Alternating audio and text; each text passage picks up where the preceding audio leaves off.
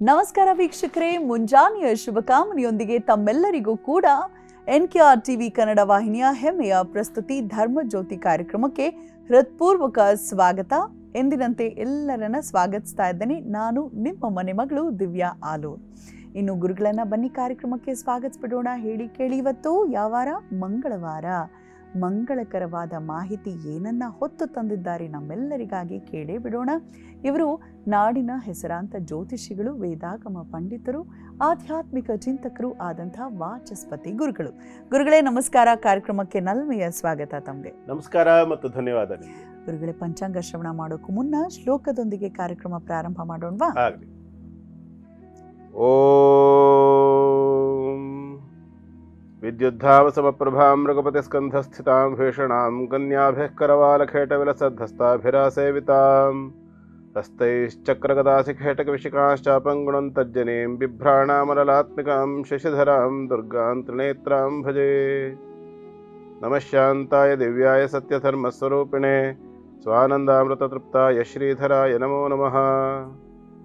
ಓಂ. ನಮ್ಮೆಲ್ಲ ವೀಕ್ಷಕರಿಗೆ ಇವತ್ತಿನ ಧರ್ಮಜ್ಯೋತಿ ಕಾರ್ಯಕ್ರಮಕ್ಕೆ ಸ್ವಾಗತವನ್ನು ಬಯಸ್ತಾ, ಹಾಗೆ ಯಾರ್ಯಾರು ಈ ಒಂದು ನವೆಂಬರ್ ತಿಂಗಳ 11ನೇ ತಾರೀಕು ನಿಮ್ಮ ಹುಟ್ಟಿದ ಹಬ್ಬ ಮೊದಲಾದಂಥ ಸಂಭ್ರಮದಲ್ಲಿದ್ದೀರಾ, ನಿಮಗೆಲ್ಲರಿಗೂ ಕೂಡ ಶುಭಾಶಯಗಳು.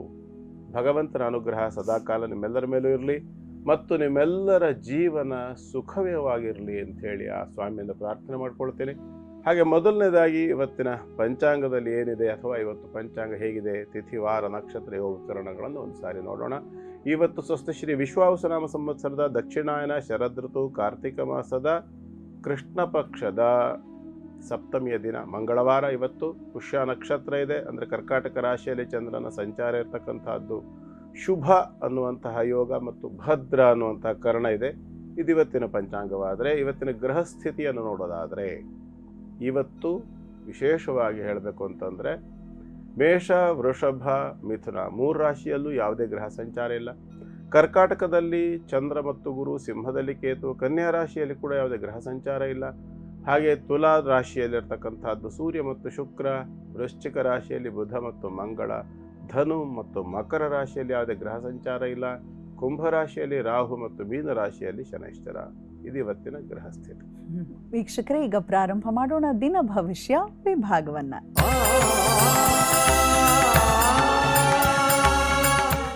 ಮಂಗಳವಾರ ಯಾರೆಲ್ಲರಿಗೆ ಮಂಗಳಕರವಾಗಿದೆ, ಯಾರೆಲ್ಲರೂ ಸ್ವಲ್ಪ ಎಚ್ಚರಿಕೆ ವಹಿಸಬೇಕು ಅಂತ ದಯಮಾಡಿ ಸೂಚಿಸಿ ಗುರುಗಳೇ. ಮೊದಲಿಗೆ ಮೇಷರಾಶಿ. ಮೇಷರಾಶಿಯನ್ನು ನೋಡೋಣ. ಮೇಷರಾಶಿಯವರಿಗೆ ಇವತ್ತಿನ ದಿನ ಚೆನ್ನಾಗಿದೆ. ಚತುರ್ಥ ಭಾವದಲ್ಲಿ ಗಜಕೇಸರಿ ಯೋಗ ಇದೆ. ಅಂದರೆ ಅರ್ಥಾತ್ ಏನು ಅಂತಂದರೆ ಮನೆಯ ವಾತಾವರಣ ತುಂಬ ಸುಖಮಯವಾಗಿರ್ತಕ್ಕಂಥ ಎಲ್ಲ ಲಕ್ಷಣ ಇದೆ. ಪಂಚಮದಲ್ಲಿ ಕೇತು ಇರ್ತಕ್ಕಂತಹದ್ದು 6 ಮತ್ತು 8ನೇ ರಾಶಿಗಳನ್ನು ನೋಡಿದಾಗ ಅಷ್ಟು ಶುದ್ಧವಾಗಿರ್ತಕ್ಕಂಥ ಸ್ಥಿತಿ ಕಾಣಿಸೋದಿಲ್ಲ. ಅಂದರೆ ಸ್ವಲ್ಪ ಮಟ್ಟಿನ ಶತ್ರುಗಳ ನಿಂದನೆಗಳನ್ನು, ವಾಕ್ ಅಂದರೆ ನಿಮ್ಮ ಮೇಲೆ ಹೊಟ್ಟೆ ಕಿಚ್ಚಿನಿಂದಾಗಿ ಕೆಲವು ಅಸೂಯೆಯ ಮಾತುಗಳು, ನಿಂದನೆಯ ಮಾತುಗಳು ಇತ್ಯಾದಿಗಳನ್ನು ನೋಡಬೇಕಾಗಿ ಬರುತ್ತೆ. ಕೆಲವು ಸಂದರ್ಭ ಇವತ್ತು ಕೆಲವರಿಗೆ, ವಿಶೇಷವಾಗಿ ಭರಣಿ ಅಥವಾ ಕೃತಿಕಾ ನಕ್ಷತ್ರದವರಿಗೆ ಕೂಡ ಕೆಲವರಿಗೆ ಆಗಬಹುದು. ಒಡ ಹುಟ್ಟಿದವರಿಂದಲೇ ಸ್ವಲ್ಪ ನಿಂದನೆಯನ್ನು ಕೇಳಬೇಕಾಗಿ ಕೂಡ ಬರಬಹುದು.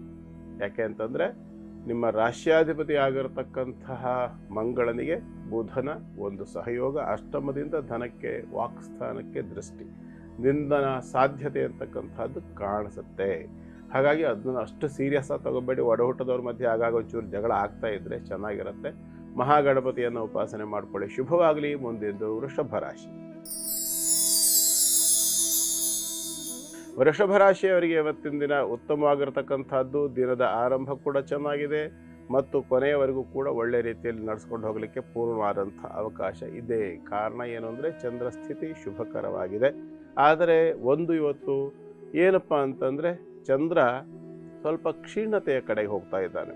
ಹಾಗಾಗಿ ದೇವತಾರಾಧನೆ ವಿಚಾರದಲ್ಲಿ ಅಥವಾ ಸತ್ಕಾರ್ಯಗಳ ವಿಚಾರದಲ್ಲಿ ಆಸಕ್ತಿ ಕಡಿಮೆ ಆಗ್ತಕ್ಕಂಥ ಲಕ್ಷಣ ಇದೆ. ಮತ್ತು ಸಾಯಂಕಾಲದ ಹೊತ್ತು ಬರ್ತಾ ಇದ್ದ ಹಾಗೆ ಕೆಲವರಿಗೆ ಸ್ವಲ್ಪ ಮಟ್ಟಿನ ವಿಕ್ರಮ ಸ್ಥಾನದಲ್ಲಿರ್ತಕ್ಕಂಥ ತೊಂದರೆ ಆದ್ದರಿಂದ ಸ್ವಲ್ಪ ಮಟ್ಟಿಗೇನೋ ಹೇಳಲಿಕ್ಕಾಗದೇ ಇರ್ತಕ್ಕಂಥ ಏನೋ ಒಂಥರ ಆತಂಕ, ಗಾಬರಿ, ಭಯ ಇತ್ಯಾದಿಗಳು ಕೂಡ ಕೆಲವರಿಗೆ ಆಗಬಹುದು.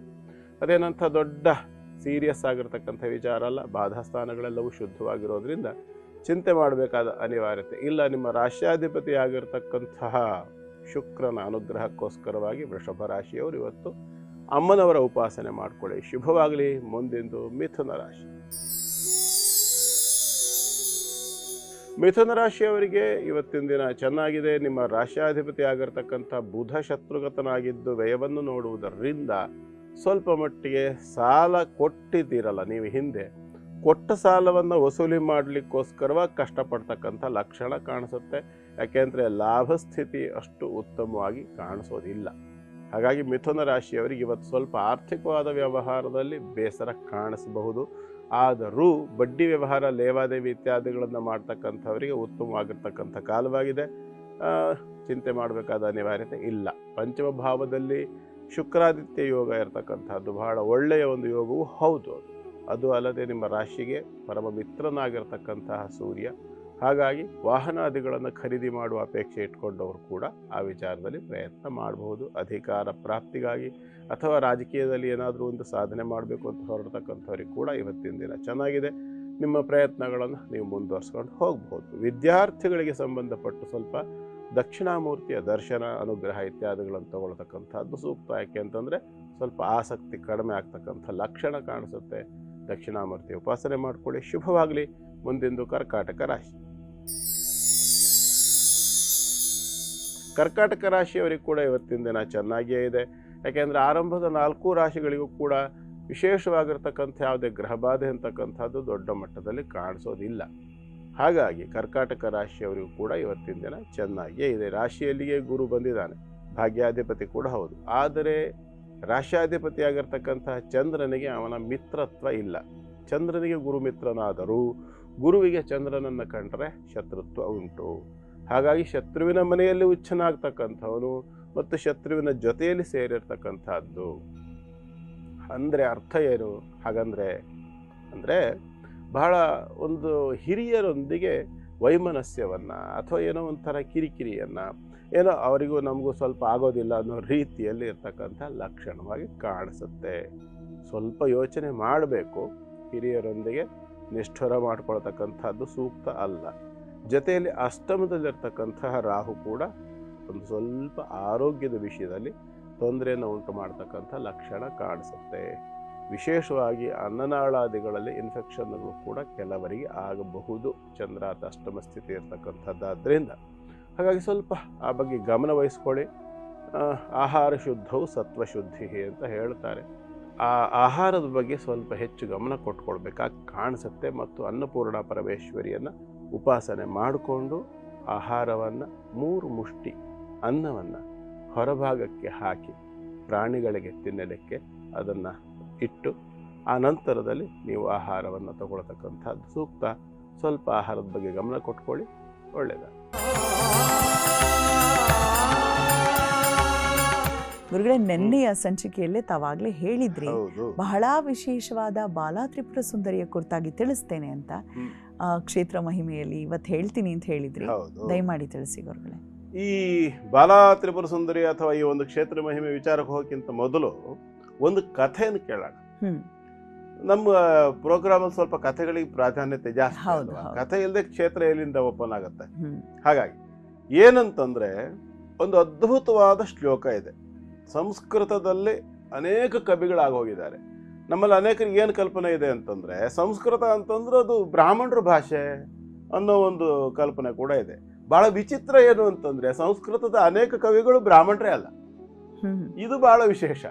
ಆದರೆ ಅದು ಒಂದು ಭ್ರಮೆ ಅಂತ ಹೇಳೋದು, ರಾಜಕೀಯ ಅಂತ ಹೇಳೋದು ಗೊತ್ತಿಲ್ಲ ನನಗೆ. ಒಟ್ಟಾರೆ ಮೇಲೆ ನನಗೆ ಅನಿಸೋದು ವೈಯಕ್ತಿಕವಾಗಿ ಭೂಮಿಯಲ್ಲಿರುವಂತಹ ಎಲ್ಲ ಭಾಷೆಗಳಲ್ಲಿ ಅತಿ ಹೆಚ್ಚು ವೈಜ್ಞಾನಿಕವಾದ ಭಾಷೆ ಅಂತ ಹೇಳಿದ್ರೆ ಅದು ಸಂಸ್ಕೃತ, 2ನೇದು ನಮ್ಮ ಕನ್ನಡವೇ, 3ನೇ ಇಷ್ಟು ಒಂಥರ ಸೈಂಟಿಫಿಕ್ ಲ್ಯಾಂಗ್ವೇಜ್ ಅಂತ ಹೇಳ್ತಾರಲ್ಲ ಅದು ಯಾವುದೂ ಇಲ್ಲ. ಕ್ಲಾಸಿಕಲ್ ಲ್ಯಾಂಗ್ವೇಜ್ ಅಂತೂ ಖಂಡಿತ ಇಲ್ಲ ಭಾರತದಲ್ಲಿ ಅಂತಲ್ಲ. ಇಂಥ ಸಂಸ್ಕೃತದ ಒಬ್ಬ ಮೇರು ಕವಿ ಅಂತ ಹೇಳಿಸ್ಕೊಳ್ಬಹುದಾಗಿರತಕ್ಕಂಥ ಒಬ್ಬ ಕವಿ ಭಾಸ. ಈ ಭಾಸ ಕವಿ ಬಹಳ ಪ್ರಖ್ಯಾತನಾದಂಥ ಕವಿ ಸಂಸ್ಕೃತದಲ್ಲಿ. ಸ್ವಪ್ನವಾಸವದತ್ತ ಅಂತ ಹೇಳಿ ಒಂದು ಅದ್ಭುತವಾದಂತಹ ಒಂದು, ನಾವು ಸ್ವಪ್ನವಾಸವದತ್ತ ಹೆಸರು ಕೇಳಿರ್ತೇವೆ ಎಷ್ಟೋ ಸಾರಿ, ಆದ್ರೆ ಅದನ್ನ ಬರೆದಂತಹ ವ್ಯಕ್ತಿ ಯಾರು ಅಂತ ಗೊತ್ತಿರೋದಿಲ್ಲ. ಸ್ವಪ್ನವಾಸವದತ್ತ ಅಂತಕ್ಕಂಥ ಒಂದು ಅದ್ಭುತವಾದ ನಾಟಕವನ್ನು ಬರೆದವನು ಇದೇ ಭಾಸ ಕವಿ. ಅವನ ಕಥೆಯನ್ನು ನಾವು ಕೇಳಬೇಕು. ಅವನ ತಂದೆ ಕೂಡ ಬಹಳ ದೊಡ್ಡ ಕವಿಯಾಗಿದ್ದ, ದೊಡ್ಡ ವಿದ್ವಾಂಸ, ಸಂಸ್ಕೃತದಲ್ಲಿ ಸಾಕಷ್ಟು ತಿಳುವಳಿಕೆ ಇದ್ದಂಥ ವ್ಯಕ್ತಿ. ಮಗನಿಗೂ ಸಾಕಷ್ಟು ವಿದ್ಯೆ ಇತ್ತು, ಭಾಸನಿಗೆ ತುಂಬ ವಿದ್ಯಾವಂತ. ಆದರೆ ಮಹಾಸೋಮಾರಿ, ಕೂತಲ್ಲಿಂದ ಓಡಾಡೋದು, ಏನಾದ್ರು ಒಂದು ಮಾಡೋದು, ದುಡಿಯೋ ಹೋಗೋ, ಏನಾದ್ರು ಒಂದು ಗ್ರಂಥಗಿಂತ ರಚನೆ ಮಾಡು, ಸಮಾಜಕ್ಕೆ ಕೊಡು, ಏನೂ ಇಲ್ಲ. ಹಾಗೆ ಎಲ್ಲೋ ಒಂದು ಶ್ಲೋಕ ಅಪರೂಪಕ್ಕೆ ಬರೆದು ಅಪ್ಪಂಗೆ ಕೊಡೋದು. ಅಪ್ಪಂಗೆ ಬೇಜಾರಾಗ್ತಿತ್ತು, ಬೈತಿದ್ದ, ಬೈಸ್ಕೊಂಡು ಸುಮ್ಮನೆ ಬಂದು ಕೂತ್ಕೊಳ್ತಿದ್ದ. ಇವನಿಗೆ ಮದುವೆ ಮಾಡಿದ್ರೆ ಇವನಿಗೆ ಸ್ವಲ್ಪ ಏನಾದರೂ ಸರಿ ಹೋಗ್ಬೋದು, ಜವಾಬ್ದಾರಿ ಬರ್ಬೋದು, ಸರಿ ಹೋಗ್ಬೋದು, ಹೀಗೆಲ್ಲ ನಮ್ಮಲ್ಲೆಲ್ಲ ಮಾಮೂಲಿಯಾಗಿರೋ ಕಲ್ಪನೆ ಇದೆಯಲ್ಲ. ಹಾಗೆ ಅವನಿಗೆ ಮದುವೆ ಮಾಡಬೇಕು ಅಂತ ಮದುವೆ ಮಾಡ್ತಾರೆ. ಮದುವೆ ಮಾಡಿದ್ರೆ ಗಂಡನ ಜೊತೆ ಹೆಂಡತಿ ಸೇರ್ಕೊಡ್ಲು, ಸೋಮಾರಿತನಕ್ಕಷ್ಟೇ ಆಗಿತ್ತು, ವ್ಯತ್ಯಾಸ ಏನೂ ಆಗಲಿಲ್ಲ. ಬಹಳ ಸಿಟ್ಟು ಬಂತು ಒಂದು ದಿವಸ. ಆತನ ತಂದೆಗೆ ಜೋರಾಗಿ ಬೈದೇ ಬಿಟ್ಟ, ನಿನಗೇನು ಬುದ್ಧಿ ಭಾಷೆ ಇದೆಯಾ ನಿನಗೆ, ಹಾಗೆ ಹೀಗೆ ಹೇಳ್ಕೊಂಡೆಲ್ಲ ಬೈದ್ರ ಮೇಲೆ ಇವನಿಗೂ ಬೇಸರ ಆಯಿತು. ನನಗೆ ಮಾವನ ಮನೆಗೆ ಹೋದರೆ ಅತ್ತೆ ಮಾವ ಇದು ಎಷ್ಟು ಬೆಲೆ ಕೊಡ್ತಾರೆ, ಈ ನಮ್ಮಪ್ಪ ಹುಡುಗಾಟಿಗಿಂತಲೂ ಬರೀ ಬೈಯೋದೇ ಆಗೋಯ್ತು ನಮ್ಮಪ್ಪಂಗೆ ಹೇಳಿ ಸಿಟ್ಟು ಮಾಡ್ಕೊಂಡು ಏನು ಮಾಡ್ತಾನೆ, ಹೋಗಿ ಮಾವನ ಮನೇಲಿ ಕುತ್ಕೊಂಡ್ಬಿಡ್ತಾನೆ. ಹೆಣ್ಣು ಕೊಟ್ಟು ಮಾವನ ಮನೇಲಿ. ಅಲ್ಲಿ ಬಹಳ ಆದರ ಆತಿಥ್ಯ ಕರೆಯೋದೇನು, ನಮ್ಮಲ್ಲಿ ಗಾದೆ ಹೇಳ್ತಾರೆ ಮಲೆನಾಡಲ್ಲಿ, ಕೂತಲ್ಲಿಗೆ ಮನೆ ನಿಂತಲ್ಲಿಗೆ ನೀರು ತಂದ್ಕೊಡೋದು ಅಂತ. ಹೀಗೆ ತಂದ್ಕೊಟ್ರು, ಬಹಳ ಖುಷಿ ಆಗ್ಬಿಡ್ತು. ಉಳ್ಕೊಂಡ ಒಂದು 5-6 ದಿವಸ ಆದ್ರ ಮೇಲೆ ಹಗೂರ ವ್ಯತ್ಯಾಸ ಆಯಿತು. ಕೂತಲ್ಲಿ ನೀರು ತಂದ್ಕೊಡೋರು ಬಂದು ಕುಡ್ಕೊಂಡು ಹೋಗಪ್ಪ, ಬಾರಯ್ಯ ಊಟಕ್ಕೆ, ಈ ಥರ ಆಗಿದ್ದು. ಆಮೇಲೆ ನಿಧಾನವಾಗಿ ಒಂಚೂರು ತೋಟಕ್ಕೆ ಹೋಗಿ ಬರ್ತೀಯಾ, ಒಂದು ಸ್ವಲ್ಪ ದನ ಕಾಯಕ್ಕೆ ಹೋಗ್ತೀಯಾ, ಹೀಗೆಲ್ಲ ಹೇಳ್ಬಿಟ್ಟು ಒಂದು 15 ದಿನ ಆಗೋಷ್ಟೊತ್ತಿಗೆ ಒಂದು ಹಬ್ಬ ಬಂತು. ಅವತ್ತು ದನ ಕಾಯ್ಲಿಕ್ಕೆ ಕಳಿಸ್ಬಿಟ್ಟಿದ್ರು. ವಾಪಸ್ ಬಂದ್ಕೊಂಡು ಸಾಯಂಕಾಲ ನೋಡ್ತಾನೆ, ಮಧ್ಯಾಹ್ನ ಊಟ ಎಲ್ಲ ಮುಗಿಸ್ಬಿಟ್ಟು ನಿನ್ನೆ ನನ್ನ ಇಟ್ಬಿಟ್ಟಿದ್ದಾರೆ. ಅದನ್ನು ಊಟ ಮಾಡಿದವನಿಗೆ ಬಹಳ ದುಃಖ ಆಗುತ್ತೆ.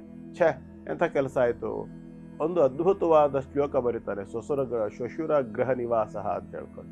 ಅದು ಪೂರ್ತಿ ಇಲ್ಲಿ ಓಪನ್ ಆಗಿ ಹೇಳಕ್ ಬರದೇ ಇರೋ ಹಂಗಿದೆ ಶ್ಲೋಕ, ಅಶ್ಲೀಲವಾಗಿ ಏನಿಲ್ಲ. ಆದ್ರೆ ಸ್ವಲ್ಪ ನಾವು ಸಭಾ ಗಾಂಭೀರ್ಯ ನೋಡ್ಬೇಕಲ್ಲ. ಹೇಳ್ತಾನೆ ಅವನು, ಹೆಣ್ಣು ಕೊಟ್ಟ ಮಾವನ ಮನೆಯಲ್ಲಿ ಉಳ್ಕೊಂಡ್ರೆ ಕೊನೆಗೆ ಲತ್ತೆ ತಿನ್ಬೇಕಾಗತ್ತೆ ಅಂತ ಶ್ಲೋಕದ ಅರ್ಥ. ಜಾಸ್ತಿ ದಿನ ಉಳಿಬಾರ್ದು, ಮರ್ಯಾದೆ ಇರಲ್ಲ ಅಂತ. ಹಾಗೆ ಬರೆದು ಬಿಟ್ಟು ಅದನ್ನು ತಂದು ಅಪ್ಪಂಗೆ ಕೊಡ್ತಾನೆ. ಅಪ್ಪ ಅದು ಬಿಸಾಕ್ಬಿಟ್ಟು, ಏನಿದು ಇದೆಲ್ಲ ದೊಡ್ಡ ಪಾಂಡಿತ್ಯ ನಿಂದು ಹೇಳಲ್ಲ, ಬೈತಾನೆ. ಬೈದ ಕೂಡಲೇ ಬೇಸರ ಆಗಿ ಮನೆ ಹತ್ರ ಸ್ವಲ್ಪ ದೂರದಲ್ಲಿ ಒಂದು ನದಿ ಇರುತ್ತೆ, ನದಿ ದಂಡೆ ಮೇಲೆ ಕೂತ್ಕೊಂಡು ಯೋಚನೆ ಮಾಡ್ತಾನೆ, ಈ ನಮ್ಮ ಅಪ್ಪಂಗೆ ಏನು ಮಾಡ್ಬೇಕಾಯ್ತಪ್ಪ, ಇಷ್ಟು ದೊಡ್ಡ ಶ್ರೀಮಂತಿಕೆ ಇದೆ, ಎಲ್ಲ ಇದೆ, ನಮ್ಮಪ್ಪ ಇಷ್ಟು ದೊಡ್ಡ ವಿದ್ಯಾವಂತ, ಎಲ್ಲ ಗೊತ್ತಿದ್ಕೊಂಡು ನಾನು ಏನು ಬೇಕಾದಂಗೆ ಇದ್ದೀನಿ, ಇಂಥ ಒಳ್ಳೆ ಶ್ಲೋಕ ಬರ್ತಿದ್ದೀನಿ, ಏನೂ ಇಲ್ಲ ಹೇಳಿ ಬೈದ್ಬಿಟ್ನಲ್ಲ ನಮ್ಮಪ್ಪ. ಇವತ್ತೊಂದು ಕೆಲಸ ಮಾಡ್ತೀನಿ, ನಮ್ಮಪ್ಪನ ಕೊಂದ್ಬಿಡ್ತೀನಿ ಅಂತ ಯೋಚನೆ ಮಾಡ್ತಾನೆ. ಕೆಳಗಡೆ ನದಿಯಲ್ಲಿ ಒಂದು ದೊಡ್ಡ ಕಲ್ಲನ್ನು ಎತ್ಕೊಂಡು ಸೀದಾ ತಗೊಂಡ್ಬಂದು ಅಪ್ಪನ ರೂಮ್ನಲ್ಲಿ ಮೆತ್ತಿನ ಮೇಲೆ ಹತ್ತು ಕೂತ್ಕೊಳ್ತಾನೆ. ರಾತ್ರಿ ಅಪ್ಪ ಮಲಗಿದ ತಲೆ ಮೇಲೆ ಎತ್ತಾಕ್ಬಿಡೋದು ಕಲ್ಲು ಅಂತ, ಕೊಂದು ಬಿಡೋದು ಅಂತ. ಬಹಳ ಬೇಸರ ಆಗ್ಬಿಟ್ರೆ, ಯಾಕೆಂದ್ರೆ ಮಾವನ ಮನೇಲಿ ಆದ ಅವಮಾನ ಅವನನ್ನು ಆ ಲೆವೆಲ್ಲಿಗೆ ರೊಚ್ಚಿಗೆ ಎಬ್ಸ್ಬಿಟ್ರೆ. ಸರಿ, ರಾತ್ರಿ ಏನಾಯ್ತು, ಊಟ ಆಯ್ತು, ಎಲ್ಲ ಆಯ್ತು. ಹೆಂಡತಿ ಅಲ್ಲಿ ತವ್ರ ಮನೇಲೆ ಇದ್ದಾಳೆ, ಅವಳು ಬಂದಿಲ್ಲ. ಇವತ್ತು ಹೆಂಗೋ ಅಪ್ಪನ ಕತೆ ಮುಗಿಸ್ಬಿಡ್ತೀನಿ ಅಂತ ತೀರ್ಮಾನ ಮಾಡಿ ಕೂತ್ಕೊಂಡಿದ್ದಾನೆ. ಮಾಡಿ ಹತ್ತಿ ಅಪ್ಪ ಬರೋದನ್ನ ಕಾಯ್ತಾವ. ಅವತ್ತು ಅಮ್ಮ ಮೊದಲು ಬಂದ್ಬಿಟ್ರು, ಆಮೇಲೆ ಅಪ್ಪ ಬಂದಾಗ ತಾಯಿ ಕೇಳ್ತಾಳೆ, ಯಾಕ್ರಿ ಆ ಪಾಟಿ ಬೈತೀರಲ್ಲ, ಅಂಥ ಒಳ್ಳೆ ಶ್ಲೋಕ ಬರ್ದಿದ್ನಲ್ರಿ, ಯಾಕ್ರಿ ಬೈತೀರ ಅಂದ್ರೆ, ನೋಡು ಅವನನ್ನು ನಾನು ಹೊಗಳಿದ್ರೆ ಕೆಟ್ಟ ಹೋಗ್ತಾನೆ, ಸಮಯ ನೋಡಿ ಅವನನ್ನ ಬೈಬೇಕು. ಪ್ರಾಯಕ್ಕೆ ಬಂದಿದ್ದಾನೆ, ನನಗಿಂತ ದೊಡ್ಡ ವಿದ್ಯಾವಂತ, ಇಷ್ಟು ತಿಳುವಳಿಕೆ ಇದೆ, ಅವನು ಮನಸ್ಸು ಮಾಡಿದ್ರೆ ಏನು ಬೇಕಾದ್ರೂ ಮಾಡ್ಬೋದು, ಅಷ್ಟು ದೊಡ್ಡ ಅಚೀವ್ ಮಾಡೋವಂಥ ಯೋಗ್ಯತೆ ಇರೋವಂಥವನು, ಇವನು ಹೀಗೆ ಸುಮ್ಮನೆ ಹಾಳು ಮಾಡ್ಕೊಳ್ತಿದ್ದಾನಲ್ಲ ಅನ್ನೋ ದುಃಖಕ್ಕೆ ನಾನು ಬೈದೆ ಇನ್ನೇನು ಪೂಜೆ ಮಾಡಲ್ಲ, ನನಗೇನು ಆಸೆ ಇಲ್ವಾ, ನನ್ನ ಮಗದ ಮೇಲೆ ನನಗೇನು ಪ್ರೀತಿ ಇಲ್ವಾ. ಇವನಿಗೆ ಅಲ್ಲಿ ಕಲ್ಲು ಹಿಡ್ಕೊಂಡವನಿಗೆ ಗಳ ಗಳ ಗಳ ಗಳ ಕಣ್ಣಲ್ಲಿ ನೀರು ಬಂದು, ಎಂಥ ಕೆಲಸ ಮಾಡ್ತಿದ್ದೆ, ಸ್ವಲ್ಪ ನಾನೇನಾದರೂ ವ್ಯತ್ಯಾಸ ಮಾಡಿದ್ರೆ ಇವತ್ತು ತಂದೆ ಕೊಂದು ಬಿಡ್ತಿದ್ದಲ್ಲ ಅಂಥೇಳಿ ಆ ಕ್ಷಣದಲ್ಲಿ ಅವನಿಗೆ ಹೊಳೆಯುತ್ತೆ. ಒಂದು ಶ್ಲೋಕ ಆಗಲೇ ಅಲ್ಲೇ ಬರೀತಾನೆ. ಕವಿಗಳದ್ದೆಲ್ಲ ಸ್ಪೆಷಾಲಿಟಿ, ಪ್ರತಿ ಭಾವಕ್ಕೆ ಒಂದೊಂದು ಇದು ಸಿದ್ಧವಾಗತ್ತಲ್ಲ, ಬರಿತಾನೆ. ಸಹಸಾ ವಿದಧೀತ ನಕ್ರಿಯಾಂ, ಯೋಚನೆ ತಲೆಯಲ್ಲಿ ಬಂದ ಕೂಡಲೇ ಕೆಲಸ ಮಾಡಿಬಿಡ್ಬೇಡಿ. ಅವಿವೇಕ ಪರಮಾಪದಾಂ ಪದಂ, ನಿಮ್ಮ ಅವಿವೇಕ ನಿಮಗೆ ದೊಡ್ಡ ಆಪತ್ತನ್ನು ತಂದು ಹಾಕತ್ತೆ ಮುಂದೆ. ವೃಣತೆ ಹಿ ವಿಮೃಶ್ಯಕಾರಿಣಂ ಗುಣಲುಬ್ಧ ಸ್ವಯಮೇವ ಸಂಪದ. ಯೋಚನೆ ಮಾಡಿ, ವಿಮರ್ಶೆ ಮಾಡಿ, ಸರಿ ತಪ್ಪುಗಳನ್ನು, ಅಡ್ಡದಾರಿಯೋ ಸರಿದಾರಿಯೋ, ಇದರ ಫಲಿತಾಂಶ ಏನು ಇತ್ಯಾದಿಗಳು ವಿಮರ್ಶೆ ಮಾಡಿಕೊಂಡು ಕಾರ್ಯ ಮಾಡಿದರೆ ಖಂಡಿತವಾಗಲೂ ಸಂಪತ್ತು ಅಥವಾ ಒಂದು ಯಶಸ್ಸು ಅಂತಕ್ಕಂಥದ್ದು ಪ್ರಾಪ್ತಿಯಾಗುತ್ತೆ ಅಂತ ಆ ಶ್ಲೋಕವನ್ನು ಬರೀತಾರೆ. ಬರೆದು ತಗೊಂಡೋಗಿ ರಾಜನ್ ಕೊಡ್ತಾನೆ. ರಾಜನಿಗೆ ಬಹಳ ಖುಷಿ ಆಗುತ್ತೆ. ಕಾಶ್ಮೀರದ ರಾಜ, ಅದೇ ಬಾಲ ತ್ರಿಪುರ ಸುಂದರಿಯ ಕ್ಷೇತ್ರ ಇರ್ತಕ್ಕಂಥದ್ದು. ಅದೇ ಬಾಲ ತ್ರಿಪುರ ಸುಂದರಿಯ ಅನುಗ್ರಹದಿಂದಲೇನೆ ಅವಳೇ ಈಗ ವೈಷ್ಣೋದೇವಿ ಅಂತ ನಾವೇನು ಹೇಳೋದಿದೆಯಲ್ಲ, ಇದು ಬಾಲ ತ್ರಿಪುರ ಸುಂದರಿ ಕ್ಷೇತ್ರ. ಆ ರಾಜನಿಗೆ ತಂದು ಕೊಟ್ಟಾಗ ರಾಜ ಏನ್ ಮಾಡ್ತಾನೆ, ಆ ಶ್ಲೋಕವನ್ನು ಓದ್ತಾನೆ. ತಾಮ್ರದ ಒಂದು ಹಾಳೆಯಲ್ಲಿ ಬರೆದಿರ್ತಾನೆ. ಬರೆದಿದ್ದನ್ನ ಅವನ ರೂಮ್ ನಲ್ಲಿ ಮಲಗೋ ಜಾಗದಲ್ಲಿ ಮೇಲ್ಗಡೆ ಜಂತಿಗೆ ಅದನ್ನು ಹೊಡೆಸ್ತಾನೆ, ಅಲ್ಲಿ ಇಡ್ತಾನೆ. ಬೆಳಿಗ್ಗೆ ಎದ್ದು ಕೂಡಲೇ ಹಿಂಗ್ ಒಂದ್ಸರಿ ನೋಡ್ತಾನೆ. ದುಡುಕು ನಿರ್ಧಾರ ತೆಗೆದುಕೊಳ್ಬಾರ್ದು ಅನ್ನೋದನ್ನ ಯಾವಾಗೂ ನೋಡ್ತಿರ್ಬೇಕು. ಹೌದು. ಹೀಗೆ ಇದ್ದಾಗ ಏನಾಗತ್ತೆ, ಅವನು ಆಕಸ್ಮಿಕವಾಗಿ ಒಂದ್ಸಾರಿ ಒಂದು ದೊಡ್ಡ ಯಜ್ಞ ಮಾಡ್ಬೇಕು ಅಂತ ಹೇಳಿ ದಿಗ್ವಿಜಯಕ್ಕಾಗಿ ಹೋಗ್ಬೇಕು ಅಂತ ಹೊರಡ್ತಾನೆ. ಎಲ್ಲ ಕಡೆ ದಿಗ್ವಿಜಯಕ್ಕಾಗಿ ಹೋಗಿ ಮಾಡ್ಕೊಂಡು ಬರೋ ಅಷ್ಟೊತ್ತಿಗೆ 16 ವರ್ಷ ಕಳೆದೋಗ್ಬಿಟ್ಟ. 16 ವರ್ಷದ ಮೇಲೆ ಹಿಂತಿರುಗಿ ಬರ್ತಾನೆ, ರಾಜ್ಯಕ್ಕೆ ಬರ್ತಾನೆ, ಅರಮನೆಗೆ ಬರ್ತಾನೆ. ಬಂದಾಗ ಅವನಿಗೆ ಏನನ್ಸುತ್ತೆ ಅಂತಂದ್ರೆ ರಾತ್ರಿ ಆಗ್ಬಿಟ್ಟಿರತ್ತೆ, ಮಧ್ಯರಾತ್ರಿ ಆಗ್ಬಿಟ್ಟಿರತ್ತೆ. ತಾನು ಹೇಗಾದ್ರೂ ಮಾಡಿ ಸರ್ಪ್ರೈಸ್ ಕೊಡ್ಬೇಕು ಮಹಾರಾಣಿಗೆ ಅಂತ ಹೇಳಿ ಖುಷಿಯಿಂದ ಅದೊಂದು ಇರುತ್ತಲ್ಲ, ನಾನು ರಾಣಿಗೆ ಸರ್ಪ್ರೈಸ್ ಕೊಡ್ತೀನಿ ಅಂತ ಹೇಳ್ಕೊಂಡು ನೇರವಾಗಿ ಶಬ್ದ ಮಾಡದೆ ಅಂತಃಪುರದ ಒಳಗಡೆ ಬರ್ತಾನೆ. ಮಂಚದ ಮೇಲೆ ನೋಡಿದ್ರೆ ರಾಣಿ ಒಬ್ಬ ಹುಡುಗನ ಜೊತೆ ಮಲ್ಕೊಂಡ್ಬಿಟ್ಟಿದ್ದಾಳೆ. 15-16 ವರ್ಷದ ಒಬ್ಬ ಹುಡುಗನ ಜೊತೆ ಮಂಚದ ಮೇಲೆ ಮಲಗ್ಬಿಟ್ಟಿದ್ದಾಳೆ ರಾಣಿ. ಸಿಟ್ಟು ಬಂದ್ಬಿಡ್ತೀವಿ, ಛೇ ನಾನು ಇಲ್ಲದೆ ಇರೋವಂಥ ಟೈಮ್ನಲ್ಲಿ ಇಂಥ ಕೆಲಸ ಮಾಡ್ತಾಳಲ್ಲ ಇವಳು ಅಂತ ಹೇಳಿ ಹೊರೆಯಿಂದ ಖಡ್ಗವನ್ನು ತೆಗೆದು ಕಡಿತೀನಿ ಇಬ್ರು ಅಂತ ಎತ್ತಾನೆ. ಖಡ್ಗ ಹೋಗಿ ಆ ಮೇಲ್ಗಡೆಗೆ ಜಂತಿಕ್ತಾಗತ್ತೆ. ಅಲ್ಲಿ ಆ ಶ್ಲೋಕ ಅಂಟಿಸಿರುತ್ತೆ, ಓದ್ತಾನೆ. ಗಡಿಬಿಡಿಯಿಂದ ಕೆಲಸ ಮಾಡಬೇಡಿ, ಅನಾಹುತಕ್ಕೆ ದಾರಿ ಆಗುತ್ತೆ. ಮತ್ತೆ ಓದ್ತಾನೆ, 3 ಸರಿ 4 ಸರಿ ಓದ್ತಾನೆ.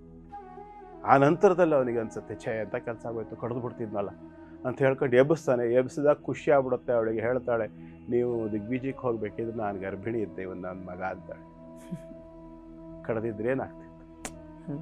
ರಾಣಿಯನ್ನೂ ಕಡ್ದು ತನ್ನ ಮಗನನ್ನು ತಾನೇ ಕೈಯಾರೆ ಕಡಿತಿದ್ದ ಆ ರಾಜ. ಅವನಿಗೆ ಆ ಶ್ಲೋಕ ಓದಿ ಅವನಿಗೆ ತಡ್ಕೊಳಕ್ಕಾಗೋದಿಲ್ಲ ಮಹಾರಾಜನಿಗೆ. ತುಂಬಾ ಖುಷಿ ಆಗ್ಬಿಡುತ್ತೆ. ಮರುದಿವಸನೇ ಭಾಸನನ್ನು ಕರೆಸಿ ಬಹಳ ದೊಡ್ಡದಾಗಿ ಅವನಿಗೆ ಸನ್ಮಾನ ಮಾಡಿ ಎಲ್ಲಾ ರೀತಿಯಲ್ಲೂ ಸಹ ಅವನನ್ನ ಆಸ್ಥಾನ ಕವಿಯಾಗಿ ಇಟ್ಕೊಂಡು ಎಲ್ಲ ಬಹುಮಾನಗಳನ್ನೆಲ್ಲ ಕೊಟ್ಟು ಅವನನ್ನ ಬಹಳ ವಿಶೇಷವಾಗಿ ಸತ್ಕಾರ ಮಾಡ್ತಾನೆ. ಈ ಸತ್ಕಾರ ಎಲ್ಲವೂ ಸಹ ನನ್ನ ಆರಾಧ್ಯ ದೇವತೆ ಆಗಿರ್ತಕ್ಕಂಥ ಬಾಲೆಗೆ ನಿವಸತು ಹೃದಯ ಬಾಲ ನಿತ್ಯ ಕಲ್ಯಾಣಶೀಲ. ಅದೇ ವೈಷ್ಣೋದೇವಿಯ ಆ ಕ್ಷೇತ್ರ ಬಹಳ ಅದ್ಭುತವಾಗಿರ್ತಕ್ಕಂಥದ್ದು. ಇದು ಪ್ರತಿಯೊಂದು ಸಂದರ್ಭದಲ್ಲೂ ಕೂಡ ನಾವು ಅರ್ಥ ಮಾಡ್ಕೊಳ್ಬೇಕು. ಆ ಒಂದು ವಿವೇಕವನ್ನ ಅನುಗ್ರಹ ರೂಪವಾಗಿ ಕೊಡ್ತಕ್ಕಂತಹ ಬಾಲಾ ತ್ರಿಪುರ ಸುಂದರಿಯ ಉಪಾಸನಾ ಕ್ಷೇತ್ರ ವೈಷ್ಣೋದೇವಿ. ಗುರುಗಳೇ, ಒಂದು ಶ್ಲೋಕ ಹೇಳ್ತಾ ಇದ್ರಿ, ಆಹಾರ ನಾವು ಯಾವ ರೀತಿ ತೆಗೆದುಕೊಂಡ್ರೆ ಎಷ್ಟು ಉಪಯುಕ್ತ ತಿಳಿಸ್ತೇನೆ ಆಚಾರ ವಿಚಾರ ವಿಭಾಗದಲ್ಲಿ ಅಂತ. ಏನ್ ಗುರುಗಳೇ ಅದು? ಒಂದ್ಸಾರಿ ಒಂದು ಪಂಡಿತ, ಮತ್ತೆ ಕತೆಗೆ ಬರೋಣ. ಸಣ್ಣ ಕತೆ ಇದೆ, ದೊಡ್ಡದಲ್ಲ. ಒಂದ್ಸಾರಿ ಒಬ್ಬ ಪಂಡಿತ ನಡ್ಕೊಂಡು ಹೋಗ್ತಾ ಇದ್ನಂತೆ. ಹೋಗ್ತಾ ಇದ್ದವನು ಒಂದು ಮರದ ಕೆಳಗಡೆ ಮಲ್ಕೊಂಡಿದ್ದ. ಮಧ್ಯಾಹ್ನ ಮೇಲ್ಗಡೆ ಒಂದು ಹಕ್ಕಿ ಹಾರ್ತಿತ್ತಂತೆ. ಅದು ಕೂಗ್ತಿತ್ತು. ಅವನ ಪಕ್ಕದಲ್ಲೇ ಇನ್ನೊಬ್ಬ ರೈತನು ಬಂದಿದ್ದ. ಇಬ್ರು ಹಿಂಗೆ ಕೂತ್ಕೊಂಡು ಮಾತಾಡ್ತಾ ಅದು ಕೂಗೋದನ್ನ ಕೇಳಿಸ್ಕೊಂಡು, ಏನ್ ಕೂಗ್ತಾ ಇದೆ ಅಂತ ರೈತ. ಅವಾಗ ಅದು ಕೋರುಕ್ ಕೋರುಕ್ ಕೋರುಕ್ ಅಂತ ಕೂಗ್ತಿತ್ತು. ಇವನು ಪಕ್ಕದಲ್ಲಿ ಮಲ್ಕೊಂಡಿದ್ದಂತ ಪಂಡಿತಂಗೆ ಎಲ್ಲ ಗೊತ್ತಿತ್ತು. ಅವನು ಹೇಳ್ತಾನೆ, ಮಿತಭುಕ್ ಹಿತಭುಕ್ ಕ್ಷಿತಭುಕ್ ಅಂತಾನೆ. ಸಂಸ್ಕೃತದ ಶ್ಲೋಕ ಇದು. ಏನ್ ಹಾಗಾದ್ರೆ ಕೋರುಕ್, ರುಕ್ ಅಂದ್ರೆ ರೋಗ ಅಂತ, ಅರುಕ್ ಅಂದ್ರೆ ರೋಗ ಇಲ್ಲದ್ದು ಅಂತ, ಕೋರುಕ್ ಅಂದ್ರೆ ಯಾರಿಗೆ ರೋಗವಿಲ್ಲ ಅಂತ ಹಕ್ಕಿ ಕೇಳುತ್ತೆ. ಅವಾಗ ಅವ್ನು ಮಲ್ಕೊಂಡಿರೋ ಪಂಡಿತ ಹೇಳ್ತಾನೆ, ಮಿತಭುಕ್ ಹಿತಭುಕ್ ಕ್ಷಿತಭುಕ್ ಅಂದ್ರೆ ಮಿತವಾಗಿ ತಿನ್ಬೇಕು, ಎಷ್ಟು ಬೇಕೋ ಅಷ್ಟೇ ತಿನ್ಬೇಕು, ಹಿತವಾಗಿರೋದನ್ನ ಶರೀರಕ್ಕೆ ಸರಿಯಾದನ್ನು ತಿನ್ಬೇಕು. ಮಿತಭುಕ್ ಹಿತಭುಕ್ ಕ್ಷುತಭುಕ್, ಹಸಿವಾದಾಗ ತಿನ್ಬೇಕು. ಹೀಗಿದ್ರೆ ಮಾತ್ರವೇ ಅವನು ಅರುಕ್, ಅವನಿಗೆ ರೋಗ ಬರೋಲ್ಲ ಅನ್ನೋ ಮಾತನ್ನು ಹೇಳ್ತಾನೆ. ಆವಾಗ ಅವನು ಕೇಳ್ತಾನೆ, ಇದು ಆಚಾರ ವಿಚಾರದಲ್ಲೇ ಆದ್ರೂ ಕಥೆಯನ್ನ ಅರ್ಥ ಮಾಡ್ಕೊಂಡ್ಬಿಟ್ರೆ ಗೊತ್ತಾಗೋಗುತ್ತೆ. ಅವನು ಹೇಳ್ತಾನೆ, ಕೃಷಿಕ ರೈತ ಕೇಳ್ತಾನೆ, ಏನು ಹೇಳ್ತೋದು ಅಂತೇಳಿ. ಯಾರಿಗ ರೋಗ ಇಲ್ಲ ಅಂತ ಕೇಳ್ತೋ ಅದಕ್ಕೆ ನಾ ಹಿತಭುಕ್, ಹಿತವಾಗಿ ಹಸಿವಾದಾಗ ಊಟ ಮಾಡಿದ್ರೆ ರೋಗ ಇಲ್ಲ ಅಂತಂದೆ. ಆದ್ರೆ ಆಹಾರದಿಂದ ಮಾತ್ರವೇ ನಮಗೆ ಸತ್ವಶುದ್ಧಿ ಆಗ್ತಕ್ಕಂಥದ್ದು. ಯಾಕೆಂದ್ರೆ ಆಹಾರಕ್ಕೆ 4 ಸ್ವಭಾವ ಅಥವಾ ಪ್ರತಿಯೊಂದು ಆಹಾರದಲ್ಲಿ 4 ದೋಷ ಇರುತ್ತೆ. ಮೊದಲನೇದು ಸಂಗ್ರಹ ದೋಷ.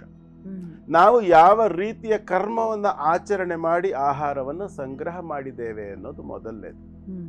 ಸತ್ಕರ್ಮಾದಿಗಳನ್ನು ಮಾಡಿ ಸಂಗ್ರಹ ಮಾಡಿದರೆ ಆಹಾರಕ್ಕೆ ದೋಷ ಇಲ್ಲ.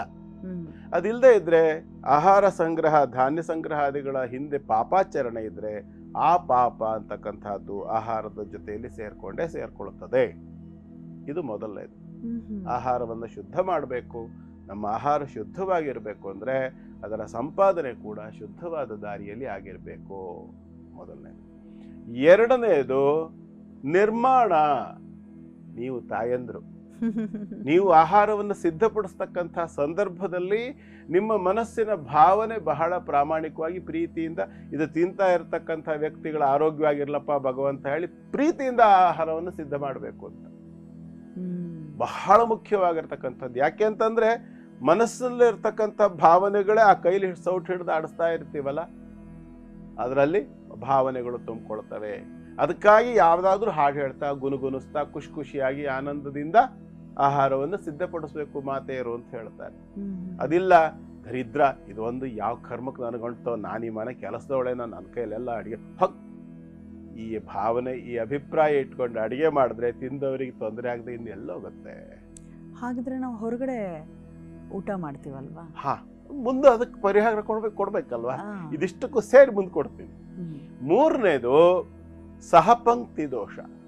ಮೊದಲನೇದು ಸಂಗ್ರಹ ದೋಷ, ಎರಡನೇದು ನಿರ್ಮಾಣ ದೋಷ, ಮೂರನೇದು ಸಹಪಂಕ್ತಿ ದೋಷ. ನಮ್ಮ ಜೊತೆಯಲ್ಲಿ ಅಕ್ಕಪಕ್ಕ ಎದುರು ಬದ್ರು ಯಾರು ಕೂತ್ಕೊಂಡಿರ್ತಾರೆ, ಅವರ ದೃಷ್ಟಿ ಏನು, ಅವರು ನಮ್ಮ ಬಗ್ಗೆ ಯಾವ ಭಾವನೆ ಇಟ್ಕೊಂಡಿದ್ದಾರೆ, ಅವರು ನಾವು ತಿನ್ನುವ ಆಹಾರವನ್ನು ನೋಡ್ತಾರ, ನೋಡೋರ ಕಣ್ಣಿನ ದೃಷ್ಟಿ ಅಂತದ್ದು. ಎಷ್ಟೋ ಸಾರಿ ಊಟ ಮಾಡುವಾಗ ಎಷ್ಟೋ ಸಂದರ್ಭ ಏನಾಗುತ್ತೆ, ಚೆನ್ನಾಗಿ ಊಟ ಮಾಡ್ತಿದ್ದ, ಯಾಕೋ ದೃಷ್ಟಿಯಾಗಿದೆ ಅನ್ಸುತ್ತೆ, ಊಟ ಮಾಡೋದೇ ಕಡಿಮೆ ಮಾಡ್ಕೊಂಡ್ಬಿಟ್ಟಿದ್ದಾನೆ ಇತ್ತೀಚೆಗೆ ಅಂತ ಹೇಳೋದೆಲ್ಲ ಕೇಳ್ತೀವಿ ನಾವು. ಇದು ದೃಷ್ಟಿಯಿಂದ ಬರ್ತಕ್ಕಂಥದ್ದು. ಮೂರನೇದು ಆಹಾರದಲ್ಲಿ ಬರ್ತಕ್ಕಂಥ ಮೂರನೇ ದೋಷ. ನಾಲ್ಕನೇದು ಬಹಳ ಮುಖ್ಯವಾಗಿರ್ತಕ್ಕಂಥದ್ದು ಆಹಾರದ ಸ್ವಭಾವ. ಆಹಾರಕ್ಕೆ ಅದೇನು ಗುರುಜಿ ನೀವು ಹೇಳೋದು, ಆಹಾರಕ್ಕೆ ಏನು ಸ್ವಭಾವ ಇರುತ್ತೆ? ಯಾಕೆ ಆಹಾರ ಸ್ವಭಾವ ಇರಲ್ಲ. ಕೆಲವು ಆಹಾರಗಳು ಪಟ್ಟ ಜೀರ್ಣ ಆಗೋಗ್ಬಿಡ್ತವೆ. ಕೆಲವು ಆಹಾರ ಎಷ್ಟು ದಿವಸ 5-6 ತಾಸು ಆದ್ರೂ ಕೆಲವು ಆಹಾರಗಳು ಜೀರ್ಣನೇ ಆಗಲ್ವೇ? ಹೀಗೆ ಆಹಾರಕ್ಕೆ ಒಂದು ಸ್ವಭಾವ ಇದೆ. ನಮ್ಮ ಶರೀರದ ಒಳಗಡೆ ಅದು ಹೋದಾಗ ನಮ್ಮ ಶರೀರದ ಕೆಲವು ವಿಚಾರಗಳನ್ನ ಉದ್ದೀಪನ ಮಾಡುವವಿದ್ದಾವೆ. ನೀವು ಸ್ವಲ್ಪ ಭಾರವಾಗಿರ್ತಕ್ಕಂಥ ದೃಢವಾಗಿರ್ತಕ್ಕಂಥ ಗಟ್ಟಿಯಾದ ಆಹಾರವನ್ನ ಅಥವಾ ರುಚಿಯಾಗಿ ಸಿಹಿಯಾಗಿರ್ತಕ್ಕಂಥ ಆಹಾರ ತಗೊಳ್ಳಿ, ನಿದ್ದೆ ಬರುತ್ತೆ. ಜಾಸ್ತಿ ಸಿಹಿಯಾದ ಆಹಾರ ತಗೊಳ್ಳಿ, ಜಾಸ್ತಿ ಖಾರವಾದ ಆಹಾರ ತಗೊಂಡ್ರೆ ಹೊಟ್ಟೆ ಉರಿಯುತ್ತೆ, ಜೊತೆಯಲ್ಲಿ ನಿದ್ದೆ ಬರಲ್ಲ. ಹೀಗೆಲ್ಲ ಆಹಾರಕ್ಕೊಂದು ಅದರದೇ ಆದಂಥ ಸ್ವಭಾವ ಅಂತ ಇದೆ.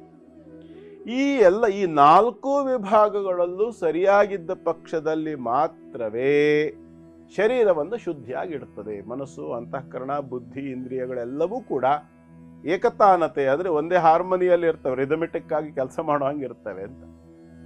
ಇದರಲ್ಲಿ ಏನ್ ತೊಂದರೆ ಆಗತ್ತೆ? ಹಾಗಾದ್ರೆ ಈ ಸಂಗ್ರಹ ಯಾವುದೋ ಗೊತ್ತಿಲ್ಲಪ್ಪ, ಎಲ್ಲೋ ಒಂದು ಒಳ್ಳೆ ದಾರಿ ಸಂಗ್ರಹ ಆಗ್ಲಿಲ್ಲಪ್ಪ, ಅನಿವಾರ್ಯವಾಗಿ ಏನೋ ಒಂದು ತಪ್ಪಿಂದ ಸಂಗ್ರಹ ಆಯ್ತು, ಮಾಡ್ಬೇಕಿದ್ರು ಸರಿಯಾದ ಒಂದು ವ್ಯವಸ್ಥಿತ ಮಾಡಿದಾರೋ ಇಲ್ಲೋ ಗೊತ್ತಿಲ್ಲ, ಹೋಟ್ಲಲ್ಲಿ ತಿಂದಿರ್ತೀವಿ ಅಥವಾ ಇನ್ನೆಲ್ಲೋ ಒಂದು, ಅವನು ಯಾವ ಉದ್ದೇಶ ಇಟ್ಕೊಂಡು ಮಾಡಿದಾನೋ ಯಾರಿಗ ಗೊತ್ತು, ಬೈತಾ ಇದ್ನೋ. ಹಾಗಾದ್ರೆ ಏನಾಗಬೇಕು, ಏನ್ ಮಾಡ್ಬೇಕು ಅಂತಂದ್ರೆ ಇದಕ್ಕೆ ಮುಖ್ಯವಾಗಿ ನಾವು ಅದನ್ನು ತಿನ್ನೋದಕ್ಕೆ ಯೋಗ್ಯವಾಗಿ ಪರಿವರ್ತನೆ ಮಾಡ್ಕೋಬೇಕು. ಅದನ್ನ ಪರಿಷ್ಕಾರ. ಅಂದ್ರೆ ಗುರುಗಳೇ, ಇವಾಗ ಬಹಳಷ್ಟು ಜನ ಹೇಳ್ತಾರೆ ಚಪ್ಪಲಿ ಹಾಕೊಂಡು ಊಟ ಮಾಡಲ್ಲ. ತುಂಬಾ ಜನ ಹೋಟೆಲ್ಸ್ ಅಲ್ಲೂ ಅಬ್ಸರ್ವ್ ಮಾಡಿ ನೋಡಿ, ಚಪ್ಪಲಿ ಹಾಕೊಂಡು ತಿನ್ನಲ್ಲ. ಅವರು ತಿಂತಾ ಇದ್ರು ಕೂಡ ಚಪ್ಪಲಿ ಹಾಕೊಂಡು ತಿನ್ನಲ್ಲ. ಮತ್ತೆ ಉಲ್ಟಾ ನಮ್ಮ ಅಜ್ಜಿ ಅಂದಿರಲ್ಲ, ಉಲ್ಟಾ ಕೂತ್ಕೊಂಡು ಗೋಡೆಗೆ ತಿರ್ಕೊಂಡು ತಿಂತಿದ್ರು. ಕಾರಣ ಏನು? ಅದೇ ನೀವು ಹೇಳಿದ ದೃಷ್ಟಿ ಬೀಳಬಾರ್ದು, ನಾವು ತಿನ್ನುವ ಅನ್ನವನ್ನ ಇನ್ನೊಬ್ಬರು ನೋಡಬಾರ್ದು ಇತ್ಯಾದಿಗಳು. ಮತ್ತೆ ಯಾವುದೇ ಕಾರಣಕ್ಕೂ ನಮ್ಮಲ್ಲಿ ಹಿಂದಿನಿಂದ ಇದ್ದಿದ್ದು ಗರ್ಭಿಣಿಯರು ಮತ್ತು ಬಾಣಂತಿಯರು ಊಟ ಮಾಡೋ ಜಾಗಕ್ಕೆ ಬೇರೆಯವ್ರನ್ನ ಹೋಗಕ್ ಬಿಡ್ತಾನೆ ಇರ್ಲಿಲ್ಲ, ಬರ್ಕೂಡ್ದು. ಮತ್ತೆ ಮಕ್ಳಿಗೂ ಎಲ್ಲರ ಮುಂದೆನೂ ಊಟ ಮಾಡಿಸಲ್ಲ. ಇವತ್ತೇನ್ ಮಾಡ್ತಾರೆ, ಮಗು ಸೊಂಟದಲ್ಲಿರುತ್ತೆ, ಕೈಯಲ್ಲಿ ತಟ್ಟೆ ಇರುತ್ತೆ, ಹಿಂಗೆ ಅದನ್ನ ಅನ್ನವನ್ನು ಮಿಕ್ಸ್ ಮಾಡಿ ದೊಡ್ಡ ಕೊತ್ತಿ ನೋಡು ಅದು ಕೋತಿ ಹೆಂಗೆ ಆಗತ್ತೆ ಆ ಮಗು. ಆಮೇಲೆ ಈಗೆಲ್ಲ ಸೋಷಿಯಲ್ ಮೀಡಿಯಾ ತೋರಿಸ್ಕೊಂಡು, ರೀಲ್ಸ್ ತೋರಿಸ್ಕೊಂಡು, ವಿಡಿಯೋಸ್ ತೋರಿಸ್ಕೊಂಡೆ ಅಲ್ವಾ ಗುರುಗಳೇ? ಹೌದು, ಮೊಬೈಲು ಅಥವಾ ಕಂಪ್ಯೂಟರ್ ಇತ್ಯಾದಿಗಳೆಲ್ಲ ಅದ್ರ ಒಳಗಡೆಗೆ ಬಹಳ ಬುದ್ಧಿವಂತಿಕೆ ಇರುತ್ತೆ. ಏನಂತ ಹೇಳ್ತಾರೆ ಅದಕ್ಕೆ ಇಂಗ್ಲಿಷ್ ನಲ್ಲಿ, ಅದಕ್ಕೆ ಇಂಟೆಲಿಜೆಂಟ್ ಅಂತಾರಲ್ವಾ. So intelligent inside, mental outside ಅಂತ ಈ ತರದ ಪ್ರಸಂಗ ಆಗ್ಬಿಡುತ್ತೆ. ಒಬ್ರು ಮನಃಶಾಸ್ತ್ರಜ್ಞರು ಹೇಳಿದ್ರು, ಊಟ ನೀವೇನು ಮಾಡಿಸುವಾಗ ನೀವೇನು ತೋರಿಸ್ಬಿಟ್ಟು ಮಕ್ಳಿಗೆ ಊಟ ಮಾಡಿಸ್ತೀರಾ, ಅದೇ ಕಾರ್ಟೂನ್ ತೋರಿಸ್ಕೊಂಡು ಮಾಡ್ತೀರಾ, ಕಾರ್ಟೂನ್ ತರನೇ ಆಡ್ತಾರೆ ಮಕ್ಕಳು ಅಂತ. ಖಂಡಿತ ಹೌದು. ಯಾಕೆ ಅಂತಂದ್ರೆ ಪ್ರತಿಯೊಬ್ಬ ವ್ಯಕ್ತಿಯ ಬೆಳವಣಿಗೆಗೆ ಆಹಾರ ಬೇಕು. ನಾವು ತಿಂದಂಥ ಆಹಾರವೇ ರಕ್ತವಾಗಿ ನಮ್ಮನ್ನ ಬೆಳೆಸ್ತದೆ. ಮತ್ತು ರಕ್ತ ಸಂಚಾರವಿಲ್ಲದೆ ಮೆದುಳು ಅಭಿವೃದ್ಧಿ ಆಗೋದಿಲ್ಲ. ಮೆದುಳು ಅಭಿವೃದ್ಧಿ ಆಗಬೇಕಿದ್ರೆ ರಕ್ತದಲ್ಲಿ ಯಾವ ಬುದ್ಧಿ ಬರ್ತದೆ, ರಕ್ತ ಉತ್ಪತ್ತಿಗೆ ಆಹಾರ ಯಾವ ರೀತಿಯಲ್ಲಿ ಹೋಗ್ತದೆ, ವಾತಾವರಣ, ಪ್ರಕೃತಿ ಎಲ್ಲವೂ ಸಹ ತಮ್ಮ ಇನ್ಫ್ಲೂಯೆನ್ಸನ್ನು ಮಾಡಿಯೇ ಮಾಡ್ತವೆ. ಹಾಗಿದ್ರೆ ಹಾಗಾಗಿ ಇಷ್ಟೆಲ್ಲ ದೋಷಗಳಿದ್ದಂಥ ಆಹಾರವನ್ನು ತಿಂತಕ್ಕಂಥ ಸಂದರ್ಭ ಇದ್ದಾಗ ಏನು ಮಾಡಬೇಕು? ಮೊದಲನೇದಾಗಿ ಶುದ್ಧಿಗಾಗಿ ಸರ್ವತ್ರ ಬಳಕೆ ಆಗ್ತಕ್ಕಂಥದ್ದು ನೀರು. ನೀರಿಲ್ದಲೆ ಯಾರು ಏನು ಊಟ ಕೂತ್ಕೊಳ್ಳೋದಿಲ್ಲ.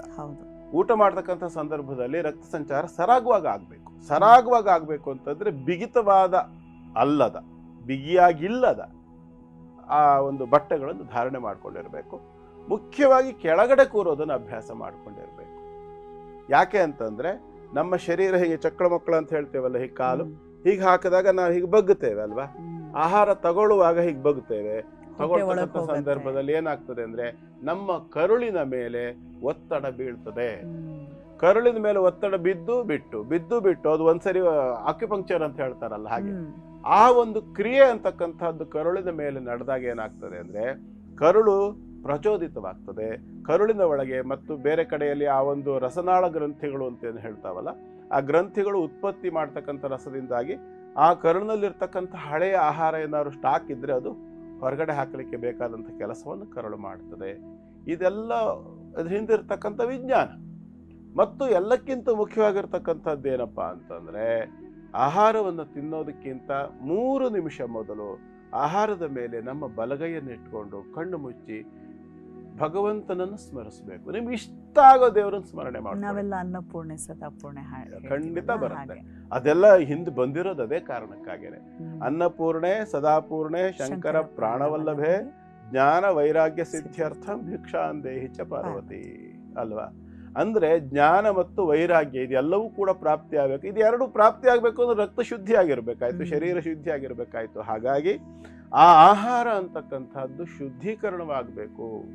ಶುದ್ಧವಾಗಬೇಕು ಅಂದರೆ ಅದಕ್ಕೆ ನೀರನ್ನು ಪ್ರೋಕ್ಷಣೆ ಮಾಡಿ ಬಲಗೈಯನ್ನು ಇಟ್ಟು ಈ ಆಹಾರ ಸಂಗ್ರಹ ಮಾಡ್ತಕ್ಕಂಥ ಸಂದರ್ಭದಲ್ಲಿ ಏನಾದರೂ ದೋಷಗಳಾಗಿದ್ದರೆ, ಆಹಾರ ನಿರ್ಮಾಣ ಮಾಡುವಾಗ ಏನಾದರೂ ದೋಷಗಳಾಗಿದ್ದರೆ, ನಾನೀಗ ತಿಂತಾ ಇರ್ತಕ್ಕಂಥ ಈ ಸಂದರ್ಭದಲ್ಲಿ ಯಾರಾದರೂ ಇದರ ಮೇಲೆ ಕಣ್ಣನ್ನಿಟ್ಟು ಯಾರಾದರೂ ಕಣ್ಣ ದೃಷ್ಟಿಯಿಂದಾಗಿದ್ದು ಮಲಿನವಾಗ್ತಕ್ಕಂಥ ಸಂದರ್ಭಗಳಿದ್ದರೆ, ಮತ್ತು ಈ ಆಹಾರದಲ್ಲಿ ಏನಾದರೂ ನನ್ನ ಬುದ್ಧಿಯನ್ನು ಹಾಳು ಮಾಡುವ ತಮೋಗುಣ ರಜೋಗುಣಗಳನ್ನು ಹೆಚ್ಚು ಮಾಡ್ತಕ್ಕಂಥ ಯಾವುದಾದ್ರು ಸ್ವಭಾವಗಳಿದ್ದರೆ ಅವೆಲ್ಲವೂ ಶುದ್ಧವಾಗಿ ಈ ಆಹಾರ ನನಗೆ ಆರೋಗ್ಯವನ್ನು ಕೊಡಲಿ, ಐಶ್ವರ್ಯವನ್ನು ಕೊಡಲಿ, ನೆಮ್ಮದಿಯನ್ನು ಕೊಡಲಿ, ಪುಷ್ಟಿಯನ್ನು ಕೊಡಲಿ, ಸಾಮರ್ಥ್ಯ ಕೊಡಲಿ, ಈ ರೀತಿಯಾಗಿ ಪ್ರಾರ್ಥನೆ ಮಾಡಿಕೊಡ್ಬೇಕು.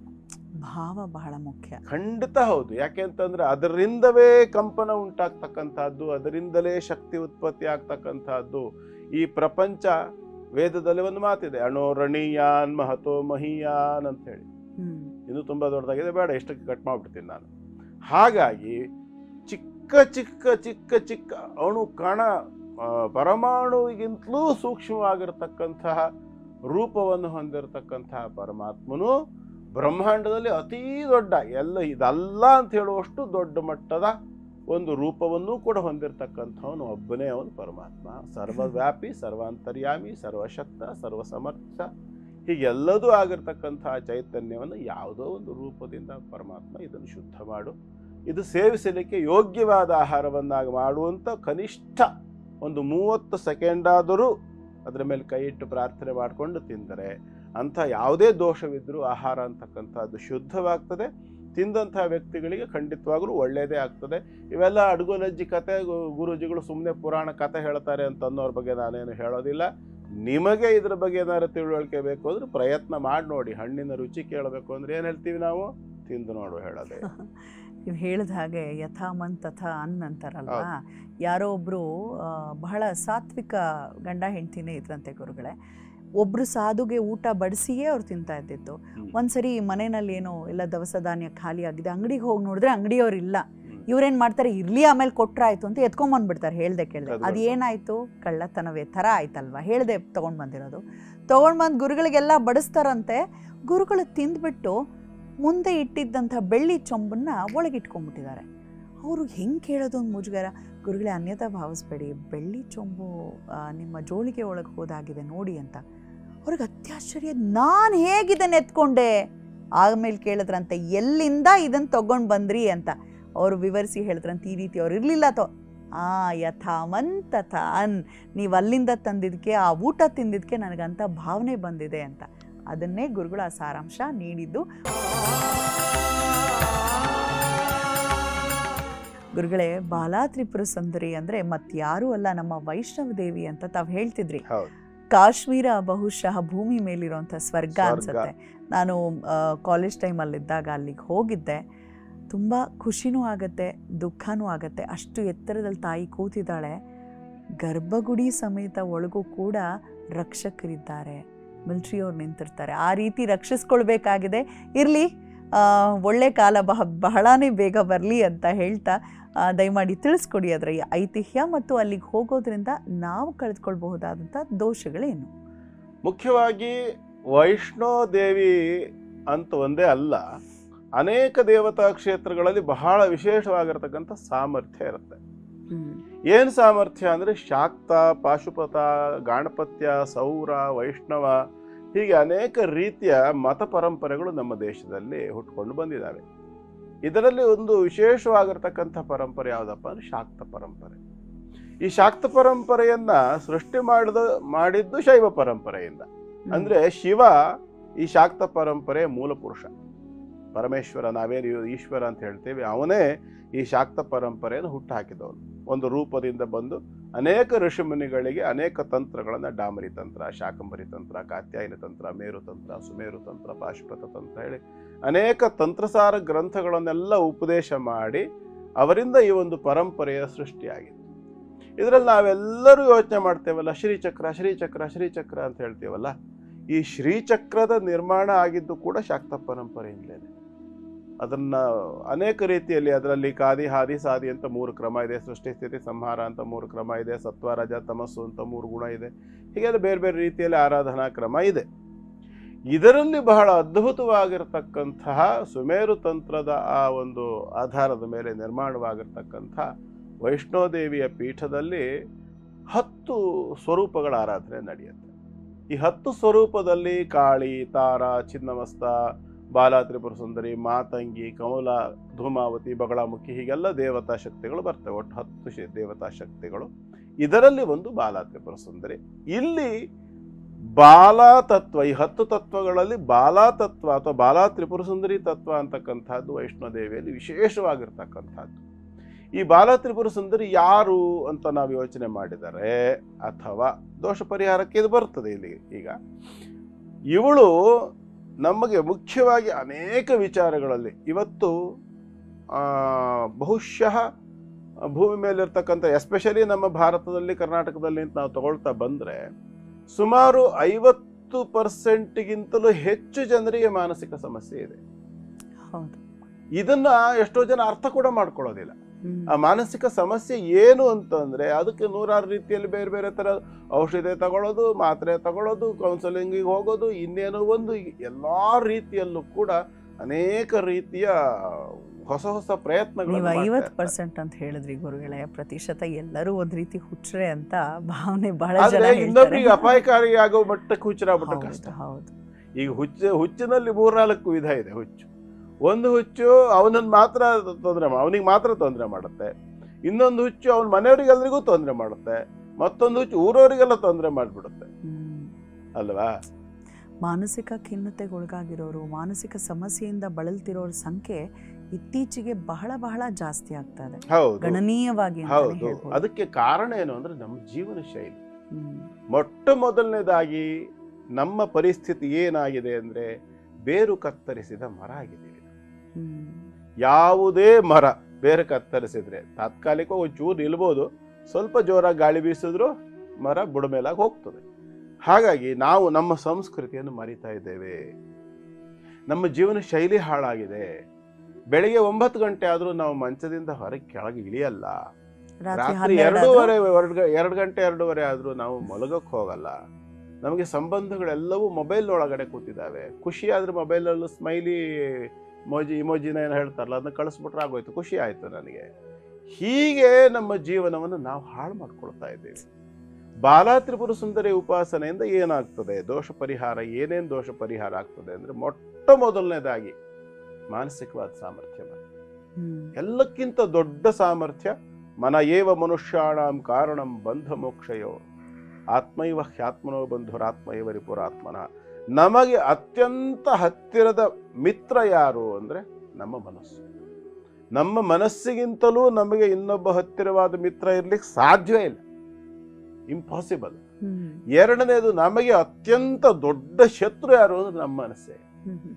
ನಮ್ಮ ಮನಸ್ಸು ವ್ಯತಿರಿಕ್ತ ಆಯಿತು ಅಂತಂದ್ರೆ ನಮ್ಮ ಸರ್ವನಾಶವನ್ನು ಮಾಡೋದು ನಮ್ಮ ಮನಸ್ಸೇ. ಹಾಗಾಗಿ ಮಾನಸಿಕವಾಗಿರ್ತಕ್ಕಂಥ ಎಷ್ಟೋ ಸಮಸ್ಯೆಗಳನ್ನು ನಾವು ಪರಿಹಾರ ಮಾಡ್ಕೊಳ್ಬೇಕು ಅಂತಂದರೆ, ಅಥವಾ ಮಾನಸಿಕವಾದ ತೊಂದರೆ ಇರ್ತಕ್ಕಂಥವ್ರು, ಇಲ್ಲ ನಾನು ಏನೋ ಸರಿ ಇಲ್ಲ ನನ್ನ ಮನಸ್ಸು ಅನ್ನುವಂಥ ಅಭಿಪ್ರಾಯ ಇರ್ತಕ್ಕಂಥ ಯಾವುದೇ ವ್ಯಕ್ತಿ ನೇರವಾಗಿ ವೈಷ್ಣೋದೇವಿಯ ಸನ್ನಿಧಾನಕ್ಕೆ ಹೋಗಬೇಕು. ಅಲ್ಲಿ ಹೋಗಿ ಬಾಲಾ ತ್ರಿಪುರ ಸುಂದರಿಯ ಸ್ವರೂಪದ ಒಂದು ಕಲ್ಪನೆಯನ್ನು ಇಟ್ಕೊಂಡು ಮೆಡಿಟೇಷನ್ ಉಪಾಸನೆಗಳನ್ನು ಮಾಡ್ಕೊಂಡು ಒಂದು ಸಾರಿ ಮಾಡ್ಕೊಂಡು ಬಂದು ನಂತರದಲ್ಲಿ ಇವತ್ತೆಲ್ಲ ಬಾಲಾ ತ್ರಿಪುರ ಸುಂದರಿ ಫೋಟೋಗಳು ಸಿಗ್ತವೆ, ಆಯ್ತಲ್ಲ. ಆ ಒಂದು ಫೋಟೋವನ್ನು ಇಟ್ಕೊಂಡ್ರೂ ಬರುತ್ತೆ. ಮೆಡಿಟೇಷನ್ ಅನ್ನು ಮಾಡಿ ಮನಸ್ಸನ್ನು ಹತೋಟಿಲಿ ಇಟ್ಕೊಳ್ಳೋಕೆ ಸಾಧ್ಯ ಇಲ್ಲ. ಯಾವ ಮನುಷ್ಯನಿಗೂ ಮನಸ್ಸನ್ನು ಹತೋಟಿಲಿ ಇಡ್ಲಿಕ್ಕೆ ಸಾಧ್ಯವೇ ಇಲ್ಲ. ಆದರೆ ಮನಸ್ಸನ್ನು ಸಮಾಧಾನದಲ್ಲಿ ಇಟ್ಕೊಳ್ಳೋಕ್ಕಂತೂ ಸಾಧ್ಯ ಇದೆ. ಆ ಪ್ರಯತ್ನವನ್ನು ಮಾಡಿದರೆ ಖಂಡಿತವಾಗಲೂ ನಮ್ಮ ಸಮಾಜ, ವಿಶೇಷವಾಗಿ ನಮ್ಮ ಭಾರತ, ನಮ್ಮ ಪರಂಪರೆ, ನಮ್ಮ ಸಂಸ್ಕೃತಿ, ನಮ್ಮ ನಾಡು ನುಡಿ, ನೆಲ ಜಲ ಪ್ರತಿಯೊಂದು ಪರಿವಾರಗಳು ಕೂಡ ಸುಖಮಯವಾಗಿರುತ್ತೆ ಅನ್ನೋದ್ರಲ್ಲಿ ನನಗಂತೂ ಸಂಶಯ ಇಲ್ಲ. ನೆಮ್ಮದಿಯಿಂದಿದ್ದರೆ ಮಾತ್ರ ಜೀವನ ಸಮೃದ್ಧಿ. ಏನು ಮಾಡಬೇಕು, ಮನಸ್ಸಲ್ಲಿ ಚಿತ್ತ ಚಾಂಚಲ್ಯ, ಏನೋ ಅಶಾಂತಿ ಅಂದರೆ ಹೋಗಬೇಕು ಕಾಶ್ಮೀರದ ವೈಷ್ಣವ ದೇವಿ ದರ್ಶನಕ್ಕೆ ಅಂತ ಹೇಳ್ತಾ ಗುರುಗಳೇ, ಮುಂದಿನ 4 ರಾಶಿಗಳು. ಈಗ ಸಿಂಹರಾಶಿಯನ್ನು ನೋಡೋಣ. ಸಿಂಹರಾಶಿಯವರಿಗೆ ಆರಂಭಿಕ ಹಂತದಲ್ಲಿ ಇವತ್ತಿನ ದಿನ ಅಷ್ಟು ಉತ್ತಮವಾಗಿ ಕಾಣಿಸೋದಿಲ್ಲ. ಕಾರಣ ಏನಪ್ಪಾ ಅಂತಂದ್ರೆ, ವ್ಯಯಾಧಿಪತಿ ಆಗಿರ್ತಕ್ಕಂಥ ಚಂದ್ರ ವ್ಯಯಕ್ಕೆ ಬಂದಿದ್ದಾನೆ. ಆದರೆ ಪಂಚಮಾಧಿಪತಿ ಆಗಿರ್ತಕ್ಕಂಥ ಗುರು ಇರೋದ್ರಿಂದ ಧೈರ್ಯದಿಂದ ಸ್ಥೈರ್ಯದಿಂದ ದಿನವನ್ನು ನಿಭಾಯಿಸುವಂಥ ಎಲ್ಲ ಸಾಮರ್ಥ್ಯಗಳು ನಿಮಗಿರುತ್ತೆ. ಹಾಗಾಗಿ ಇವತ್ತಿನ ದಿನವನ್ನು ನೀವು ಸಂತೋಷವಾಗಿ ನಡೆಸಲಿಕ್ಕೆ ಅವಕಾಶ ಉಂಟು. ಆದರೆ ಏನಪ್ಪ, 12ನೇ ರಾಶಿಯಲ್ಲಿ ಗುರು, 8ನೇ ರಾಶಿಯಲ್ಲಿ ಶನಿ, ಏನೋ ಒಂಥರ ನನಗೆ ಸಮಾಧಾನ ಇಲ್ಲ, ಏನೋ ಒಂಥರ ತೃಪ್ತಿ ಇಲ್ಲ, ದುಡ್ಡು ಕಾಸಿಗೆ ತೊಂದರೆ ಇಲ್ಲ, ಕೌಟುಂಬಿಕವಾಗಿ ತೊಂದರೆ ಇಲ್ಲ, ಏನೋ ಒಂಥರ ಮನಸ್ಸಿಗೆ ಕಿರಿಕಿರಿ ಆಗುತ್ತೆ, ಬೇಸರ ಇತ್ಯಾದಿಗಳೆಲ್ಲ ಇರ್ತಕ್ಕಂಥದ್ದು ಕಾಣಿಸುತ್ತೆ ಇವತ್ತು ಸಿಂಹರಾಶಿಯವರಿಗೆ ವಿಶೇಷವಾಗಿ. ಹಾಗಾಗಿ ಸಿಂಹರಾಶಿಯವರು ಏನು ಮಾಡಬೇಕು ಇವತ್ತು ಅಂದರೆ, ಬಾಲಾ ತ್ರಿಪುರ ಸುಂದರಿಯನ್ನು ಉಪಾಸನೆ ಮಾಡಿಕೊಳ್ಬೇಕು. ಪುಷ್ಯ ನಕ್ಷತ್ರ ಇದೆ ಇವತ್ತು. ಬೃಹಸ್ಪತಿ ಪ್ರಥಮಂಜಾಯಮಾನ ತಿಷ್ಯ ನಕ್ಷತ್ರ ಅಭಿಸಂಬಭುವ. ಮುಖ್ಯವಾಗಿ ಏನಪ್ಪಾ ಅಂತಂದ್ರೆ, ಬೃಹಸ್ಪತಿಯ ಜೊತೆಯಲ್ಲಿರ್ತಕ್ಕಂತಹ ಚಂದ್ರನಾಗಿರೋದ್ರಿಂದ ವಿಶೇಷವಾಗಿ ಇವತ್ತು ಬಾಲಾ ತ್ರಿಪುರ ಸುಂದರಿಯನ್ನು ಉಪಾಸನೆ ಮಾಡಿಕೊಂಡ್ರೆ ಸಮಾಧಾನ, ನೆಮ್ಮದಿ ಎಲ್ಲವೂ ಕೂಡ ಪ್ರಾಪ್ತಿ ಆಗುತ್ತೆ. ಅಷ್ಟಮ ಶನಿಯ ಬಾಧೆಯ ಒಂದು ದೋಷಗಳು ಕೂಡ ಸಾಕಷ್ಟು ಕಡಿಮೆ ಆಗುತ್ತೆ. ಪ್ರಯತ್ನ ಮಾಡಿ, ಶುಭವಾಗಲಿ. ಮುಂದೆಂದು ಕನ್ಯಾ ರಾಶಿ. ಕನ್ಯಾ ರಾಶಿಯವರಿಗೆ ಕೂಡ ಇವತ್ತಿನ ದಿನ ತುಂಬ ಚೆನ್ನಾಗಿದೆ ಅಂತ ಹೇಳುವಷ್ಟು ಚೆನ್ನಾಗಿದೆ. ಕಾರಣ ಏನಪ್ಪಾ ಅಂತಂದ್ರೆ, ಮೊದಲ 4 ರಾಶಿಗಳ ಯೋಗ ಏನಿತ್ತಲ್ಲ, ಅದೇ ಯೋಗವೇ ಕನ್ಯಾ ರಾಶಿಯವರಿಗೂ ಕೂಡ ತುಂಬ ಚೆನ್ನಾಗಿದೆ. ಲಾಭಾಂಶದಲ್ಲಿ ವೃದ್ಧಿ, ವಿವಾಹಾದಿ ಮಂಗಳ ಕಾರ್ಯಗಳ ಪ್ರಯತ್ನದಲ್ಲಿ ಕೂಡ ಯಶಸ್ಸು, ವಿದ್ಯಾರ್ಥಿಗಳಿಗೆ ಶುಭಕರವಾಗಿರತಕ್ಕಂಥ ದಿನ, ರಾಜಕಾರಣಿಗಳಿಗೆ ಕೂಡ ಇವತ್ತಿನ ದಿನ ಸ್ವಲ್ಪ ಸಮಾಧಾನವನ್ನು, ನೆಮ್ಮದಿಯನ್ನು ನೋಡ್ತಕ್ಕಂಥ ಒಂದು ದಿನವಾಗಿ ಕಾಣಿಸುತ್ತೆ. ಹಾಗಾಗಿ ಇವತ್ತಿನ ದಿನ ಕನ್ಯಾ ರಾಶಿಯವರಿಗೆ ಒಟ್ಟಾರೆ ಮೇಲೆ ಚೆನ್ನಾಗಿದೆ. ದ್ವಿತೀಯ ಧನರಾಶಿಯಲ್ಲಿರ್ತಕ್ಕಂಥ ಶುಕ್ರಾದಿತ್ಯ ಯೋಗದಿಂದಾಗಿ ವಾಹನ ಚಾಲನೆ ಮಾಡ್ತಕ್ಕಂಥ ಸಂದರ್ಭದಲ್ಲಿ ಕಣ್ಣಿನ ಬಗ್ಗೆ ಸ್ವಲ್ಪ ಎಚ್ಚರಿಕೆ ವಹಿಸಬೇಕು ಕನ್ಯಾ ರಾಶಿಯವರು. ಕಾರಣ ಏನು ಅಂತಂದರೆ, ಎದುರುಗಡೆ ಇರತಕ್ಕಂಥ ವಾಹನದಿಂದ ಬರೋ ಧೂಳೋ ಕಲ್ಲೋ ಮಣ್ಣೋ ಇತ್ಯಾದಿ ಏನೋ ಒಂದು ವಿಶೇಷವಾಗಿ ಹೇಳಬೇಕು ಅಂದರೆ, ಗಾಜಿನ ಚೂರಿನಿಂದ ಕಣ್ಣಿಗೆ ತೊಂದರೆ ಆಗ್ತಕ್ಕಂಥ ಲಕ್ಷಣ ವಾಹನದಲ್ಲಿ ಹೋಗುವ ಸಂದರ್ಭದಲ್ಲಿ ಅಂತ ಕಾಣಿಸುತ್ತೆ. ಹಾಗಾಗಿ ಕನ್ಯಾ ರಾಶಿಯವರು ಆ ವಿಚಾರದ ಸ್ವಲ್ಪ ಎಚ್ಚರಿಕೆಯನ್ನು ವಹಿಸ್ಕೊಳ್ಬೇಕು. ಅಕಸ್ಮಾತ್ ಹಾಗೇನಾದ್ರು ಆದ ಸಂದರ್ಭದಲ್ಲಿ ಆ ಕ್ಷಣದಲ್ಲಿ ಆಸ್ಪತ್ರೆ ಹೋಗಿ ಅದಕ್ಕೆ ಬೇಕಾಗಿರ್ತಕ್ಕಂಥ ಚಿಕಿತ್ಸೆ ಅದನ್ನು ತೊಳ್ಕೊಳ್ತಕ್ಕಂಥ ಪ್ರಯತ್ನ ಮಾಡಿ, ದಯಮಾಡಿ ಕಣ್ಣಿನ ಬಗ್ಗೆ ತುಂಬ ಎಚ್ಚರಿಕೆ ವಹಿಸ್ಕೊಳ್ಳಿ. ಕಾರಣ, ಪಂಚೇಂದ್ರಿಯಾಣಂ ನಯನಂ ಪ್ರಧಾನಂ ಸರ್ವೇಂದ್ರಿಯಾಣಂ ಶಿರಃ ಪ್ರಧಾನಂ ಅಂತೇಳಿ ತಲೆ ಮತ್ತು ಕಣ್ಣು ಬಹಳ ಮುಖ್ಯವಾದ್ದು. ಹಾಗಾಗಿ 2 ವೀಲರ್ ಓಡಿಸೋಂಥವ್ರು ಯಾವುದೇ ಕಾರಣಕ್ಕೂ ಹೆಲ್ಮೆಟ್ ಇಲ್ಲದೆ ಓಡಿಸ್ಬೇಡಿ, ಕಣ್ಣನ್ನು ಕವರ್ ಮಾಡ್ಕೊಳ್ಳದೆ ಮಾತ್ರ ಹೋಗಬೇಡಿ.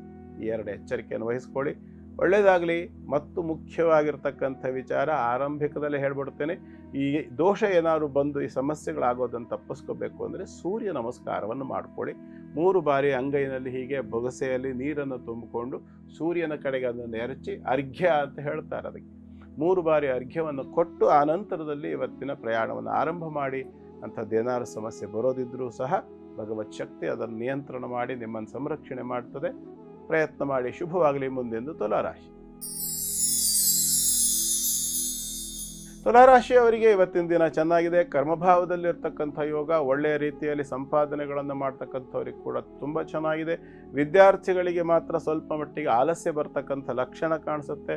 ಉಳಿಕೆಯಂತೆ ಸ್ವಂತ ಉದ್ಯೋಗ ಮಾಡ್ತಕ್ಕಂಥವ್ರು, ಫ್ಯಾಕ್ಟ್ರಿಗಳಲ್ಲಿ ಕೆಲಸ ಮಾಡ್ತಕ್ಕಂಥವ್ರು ಎಲ್ಲರಿಗೂ ಕೂಡ ಚೆನ್ನಾಗಿದೆ. ವಿಶೇಷವಾಗಿ ಶಿಕ್ಷಕರಿಗೆ ಹೊಸ ರೀತಿಯ ಪ್ರಾಜೆಕ್ಟ್ಗಳನ್ನು ಮಕ್ಕಳಿಗೆ ಕೊಟ್ಟು ಒಂದು ಹೊಸ ರೀತಿಯಲ್ಲಿ ಮಕ್ಕಳನ್ನು ಉದ್ಧಾರ ಮಾಡಬೇಕು, ಮಕ್ಕಳಿಗೆ ಒಂದು ಒಳ್ಳೆಯ ರೀತಿಯ ಭವಿಷ್ಯವನ್ನು ಕಟ್ಕೊಡ್ಬೇಕು, ತಾನು ಒಳ್ಳೆಯ ಒಂದು ತನ್ನ ವೃತ್ತಿಯ ಮರ್ಯಾದೆಯಾಗಿ ತಾನು ಏನೋ ಒಂದು ಸಾಧನೆ ಮಾಡಿಸ್ಬೇಕು ಮಕ್ಕಳ ಕೈಲಿ ಅನ್ನುವ ಒಳ್ಳೆಯ ಶಿಕ್ಷಕರು.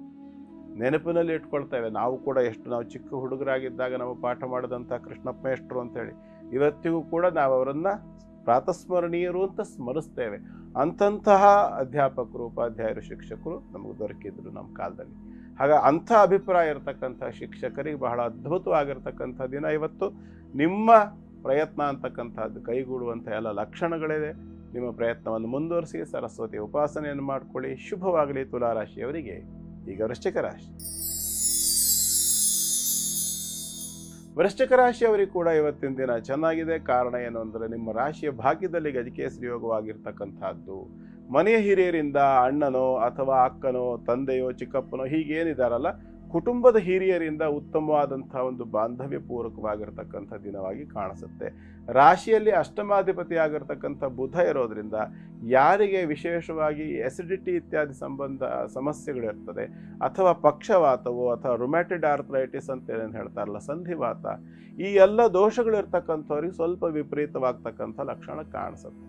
ಸ್ವಲ್ಪ ತೊಂದರೆಯಾಗಿಯೂ ಕಾಣಿಸುತ್ತೆ. ವಿಶೇಷವಾಗಿ ವೃಶ್ಚಿಕ ರಾಶಿಯಲ್ಲಿ ಮುಖ್ಯವಾಗಿ ಹೇಳಬೇಕು ಅಂದರೆ ಮಂಡಿ ಸಂಬಂಧ, ಮಂಡಿ ಚಿಪ್ಪು, ಅದೆಂಥ ಲಿಗ್ಮೆಂಟೇರ್ ಇತ್ಯಾದಿ ಎಲ್ಲ ಏನೇನು ಹೇಳ್ತಾರಲ್ಲ, ಈ ಥರದ ಸಮಸ್ಯೆಗಳಿರ್ತಕ್ಕಂಥವ್ರಿಗೆ ಕೂಡ ಅದು ಸ್ವಲ್ಪ ಉಲ್ಬಣವಾಗ್ತಕ್ಕಂಥ, ಜಾಸ್ತಿ ಆಗ್ತಕ್ಕಂಥ ಲಕ್ಷಣವಾಗಿ ಕಾಣಿಸುತ್ತೆ. ಹಾಗಾಗಿ ಇದಕ್ಕೆ ಬೇಕಾಗಿರ್ತಕ್ಕಂಥ ಚಿಕಿತ್ಸೆ ಇತ್ಯಾದಿಗಳನ್ನು ಮಾಡಿಕೊಳ್ಬೇಕು. ಇದ್ರ ಜೊತೆಯಲ್ಲಿ ವಾತಾತ್ಮಜನಾಗಿರ್ತಕ್ಕಂಥ ಆಂಜನೇಯನನ್ನು ಉಪಾಸನೆ ಮಾಡಿಕೊಳ್ಳೋದು ಶ್ರೇಷ್ಠ. ಅದಿಲ್ಲ, ಯಾವುದಾದ್ರೂ ಒಂದು ಬೇರೆ ಥರದ ಸ್ವಲ್ಪ ದೊಡ್ಡ ಮಟ್ಟದ ಪೂಜೆಯನ್ನೇ ಮಾಡಿಕೊಳ್ಬೇಕು ಅನ್ನೋ ಅಪೇಕ್ಷೆ ಇದ್ದರೆ ಯಾಜುಷೀಯ ಮಂತ್ರ ಸಂಗ್ರಹ ಅನ್ನುವಂಥ ಒಂದು ಗ್ರಂಥ ಇದೆ.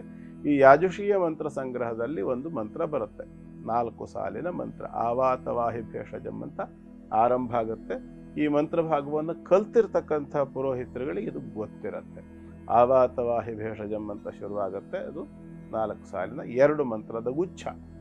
ಈ ಮಂತ್ರ ಭಾಗವನ್ನು ಕನಿಷ್ಠ 4000 ಬಾರಿ ಪಠನ ಮಾಡಿ ಆನಂತರ ಅದನ್ನು ತುಪ್ಪದ ಆಹುತಿಯ ಮುಖಾಂತರ ಸಂಪಾತ ಕ್ರಮ ಅಂತ ಹೇಳ್ತಾರೆ. ಈ ಸಂಪಾತ ಕ್ರಮದಲ್ಲಿ ಆರಾಧನೆಯನ್ನು ಮಾಡಿಕೊಂಡು ಆ ಒಂದು ತುಪ್ಪವನ್ನು ಸ್ವೀಕಾರ ಮಾಡುವುದರಿಂದ ಕೂಡ ದೋಷ ಅಂತಕ್ಕಂಥದ್ದು ಪರಿಹಾರ ಆಗಿದ್ದನ್ನು ನಾನು ಕಂಡಿದ್ದೇನೆ, ಮಾಡಿ ಕೂಡ ಕೊಟ್ಟಿದ್ದೇನೆ. ಹಾಗಾಗಿ ಈ ಒಂದು ಪ್ರಯತ್ನವನ್ನು ಕೂಡ ಮಾಡಬಹುದಾಗಿರುತ್ತೆ. ಇದರಿಂದ ಕೂಡ ಅನುಕೂಲ ಆಗುತ್ತೆ. ಪ್ರಯತ್ನ ಮಾಡಿ. ಶುಭವಾಗಿದೆ. ಗುರುಗಳೇ, ಮಂಡ್ಯದಿಂದ ಹೆಸರು ಎಷ್ಟು ಚೆನ್ನಾಗಿದೆ, ಶಶಿಮುಖಿ. ಇವರು ಮೆಸೇಜ್ ಅನ್ನ ಕಳಿಸಿದ್ದಾರೆ. ಹುಟ್ಟಿರುವಂತ ದಿನಾಂಕ 1/5/1980 ಸಂಜೆ 4 ಗಂಟೆಗೆ.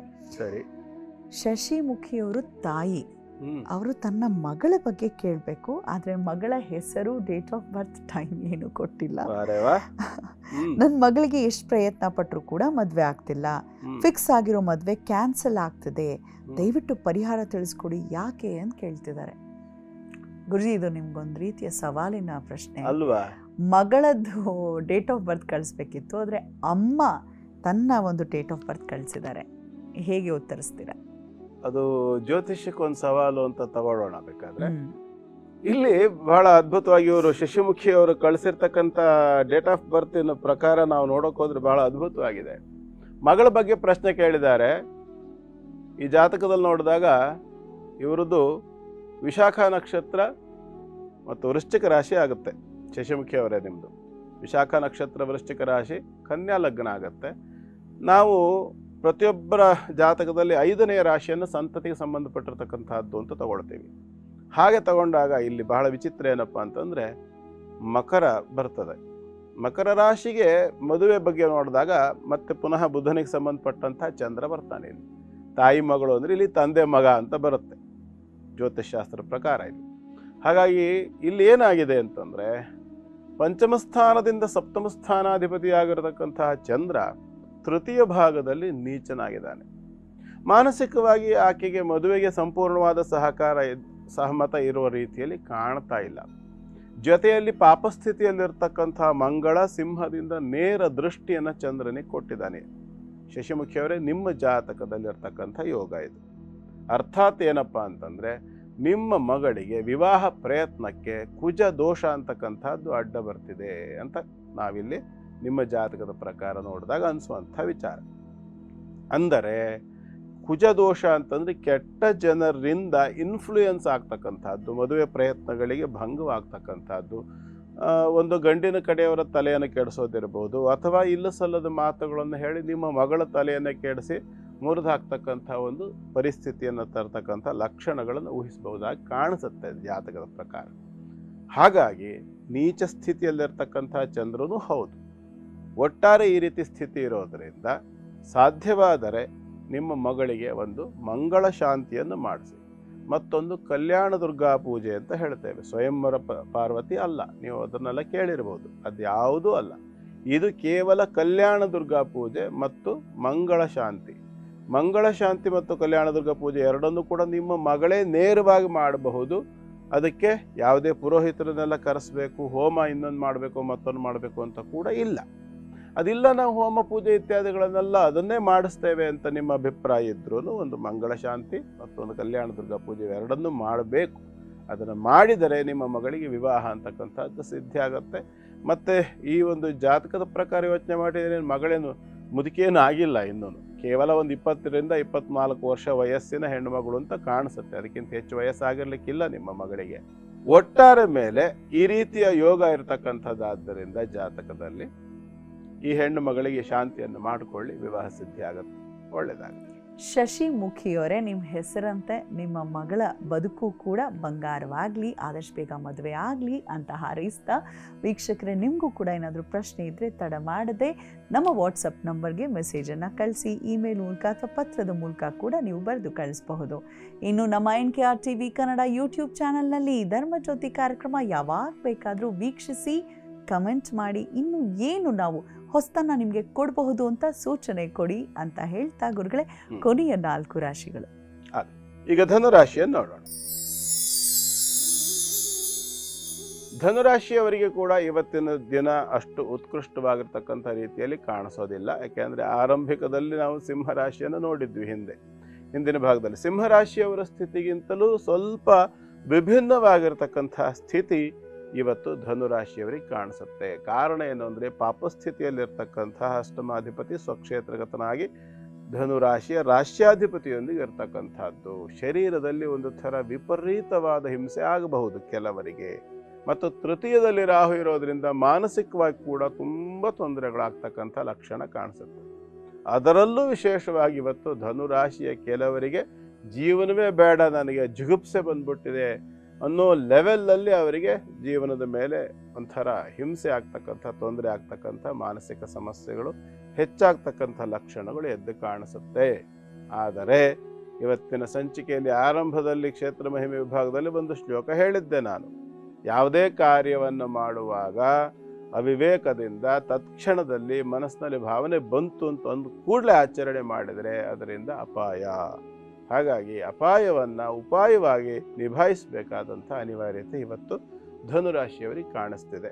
ಹಾಗಾಗಿ ಬಾಲ ತ್ರಿಪುರ ಸುಂದರಿಯನ್ನೇ ಇವತ್ತು ಉಪಾಸನೆ ಮಾಡ್ಕೊಳ್ತಕ್ಕಂಥದ್ದು ಬಹಳ ಒಳ್ಳೆಯದು. ಧನುರಾಶಿಯವರು ಸ್ವಲ್ಪ ವಿವೇಕದಿಂದ ವರ್ತನೆ ಮಾಡಿ, ತೀರಾ ಮನಸ್ಸು ಜರ್ಜರಿತವಾಗ್ತಾ ಇದೆ, ಇವತ್ತೇನೋ ನನಗೆ ನಿಭಾಯಿಸೋಕೆ ಆಗ್ತಾನೆ ಇಲ್ಲ ಅನ್ನುವಂಥ ಸಂದರ್ಭದಲ್ಲಿ ದಯಮಾಡಿ ಆದಷ್ಟು ಒಂಟಿಯಾಗಿ ಇರಬೇಡಿ.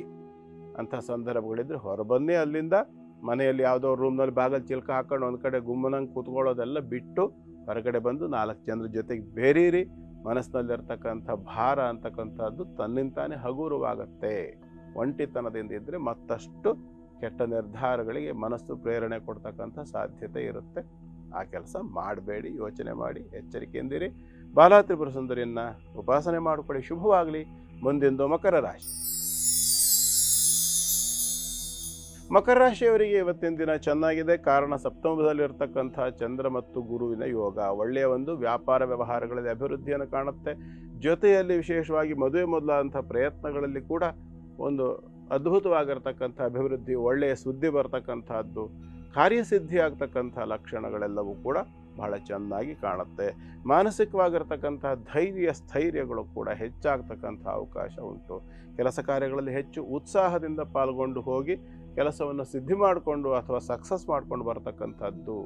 ಬುಧ ಮತ್ತು ಮಂಗಳರಿಗೆ ಇರ್ತಕ್ಕಂಥ ಗುರುಚಂದ್ರರ ದೃಷ್ಟಿ, ಯಾವುದೋ ಒಂದು ಕೆಲಸ ಪೆಂಡಿಂಗ್ ಹಾಗೆ ಬಿದ್ದುಕೊಂಡಿದೆ, ಏನು ಮಾಡಿದ್ರು ಇವತ್ತು ಅದು ಇಷ್ಟು ದಿವಸ ಕಷ್ಟಪಟ್ಟರು ಕೂಡ ಅದೇನೋ ಒಟ್ಟು ಪಿಕಪೇ ತಗೊಳ್ತಾ ಇಲ್ಲ ಅಂಥೇಳಿ ಯೋಚನೆ ಮಾಡಿದ್ರು ಕೂಡ ಅಂಥ ಕೆಲಸಗಳನ್ನು ಕೂಡ ಇವತ್ತು ನೀವು ಪುಷ್ ಮಾಡಿ ಅದನ್ನು ಆರಂಭ ಮಾಡಲಿಕ್ಕೆ ಯೋಗ್ಯವಾಗಿರ್ತಕ್ಕಂಥ ಒಂದು ದಿನವಾಗಿದೆ. ತುಂಬ ಚೆನ್ನಾಗಿದೆ ಇವತ್ತಿನ ದಿನ. ಹಾಗಾಗಿ ಧೈರ್ಯವಾಗಿ ಮುನ್ನುಗ್ಗಿರಿ. ಇದರ ಜೊತೆಯಲ್ಲಿ ನರಸಿಂಹನನ್ನು ಉಪಾಸನೆ ಮಾಡಿಕೊಳ್ಳಿ. ಇವತ್ತು ನರಸಿಂಹನ ಉಪಾಸನೆ ಮಾಡಿಕೊಂಡ್ರೆ ಮತ್ತಷ್ಟು ಸಾಮರ್ಥ್ಯ ಬರುತ್ತೆ. ಕೆಲಸ ಮಾಡ್ತಕ್ಕಂಥ ಒಂದು ಧೈರ್ಯ ಸ್ಥೈರ್ಯಗಳು ಕೂಡ ಹೆಚ್ಚಾಗುತ್ತೆ. ಪ್ರಯತ್ನ ಮಾಡಿ. ಶುಭವಾಗಲಿ. ಮುಂದಿಂದು ಕುಂಭರಾಶಿ. ಕುಂಭರಾಶಿಯವರಿಗೆ ಕೂಡ ಇವತ್ತಿನ ದಿನ ಚೆನ್ನಾಗಿದೆ. ಶತ್ರುಬಾಧ ನಿವೃತ್ತಿ ಆಗ್ತಕ್ಕಂಥ ಒಂದು ಯೋಗ. ಶತ್ರು ಅಂತಂದ್ರೆ ಕೇವಲ ನಮಗೆ ತೊಂದರೆ ಮಾಡ್ತಕ್ಕಂಥ ಯಾರೋ ವ್ಯಕ್ತಿ ಅಂತಷ್ಟೇ ಅರ್ಥ ಅಲ್ಲ. ಪ್ರತಿಯೊಬ್ಬ ಮನುಷ್ಯನಿಗೂ ಅವನ ಅಂತರಂಗದಲ್ಲೂ ಕೂಡ ಶತ್ರುಗಳು ಇರ್ತಾರೆ. ಭಗವದ್ಗೀತೆಯಲ್ಲಿ ಕೃಷ್ಣ ಹೇಳ್ತಾನೆ, ಕಾಮಯೇಷಃ ಕ್ರೋಧಯೇಷಃ ರಜೋಗುಣ ಸಮುದ್ಭವ. ಅವರನ್ನು ದೊಡ್ಡ ಶತ್ರು ಅಂತ ತಿಳ್ಕೊಳ್ಬೇಕು. ಅತಿರೇಕವಾದ ಆಸೆ ಮತ್ತು ಅತಿರೇಕವಾದ ಕೋಪ, ಕ್ರೋಧ ಇವೆರಡೂ ಕೂಡ ಬಹಳ ಕೆಟ್ಟವು. ಶತ್ರು ಅಂತ ತಿಳ್ಕೊ ಇವರನ್ನ ಅಂತ ಹೇಳ್ತಾನೆ ಕೃಷ್ಣ. ಹಾಗೆ ಅಂತಹ ಶತ್ರುಗಳ ಮೇಲೆ ಕೂಡ ಇವತ್ತು ಗೆಲ್ತಕ್ಕಂಥ ಅವಕಾಶ ತುಂಬ ಚೆನ್ನಾಗಿದೆ. ಹಾಗಾಗಿ ಧೈರ್ಯವಾಗಿ ಇವತ್ತಿನ ದಿನವನ್ನು ನಿಮ್ಮ ನಿತ್ಯದ ಕಾರ್ಯಗಳು ಎಲ್ಲವನ್ನು ಕೂಡ ಮಾಡ್ಕೊಂಡು ಹೋಗ್ಬೋದು.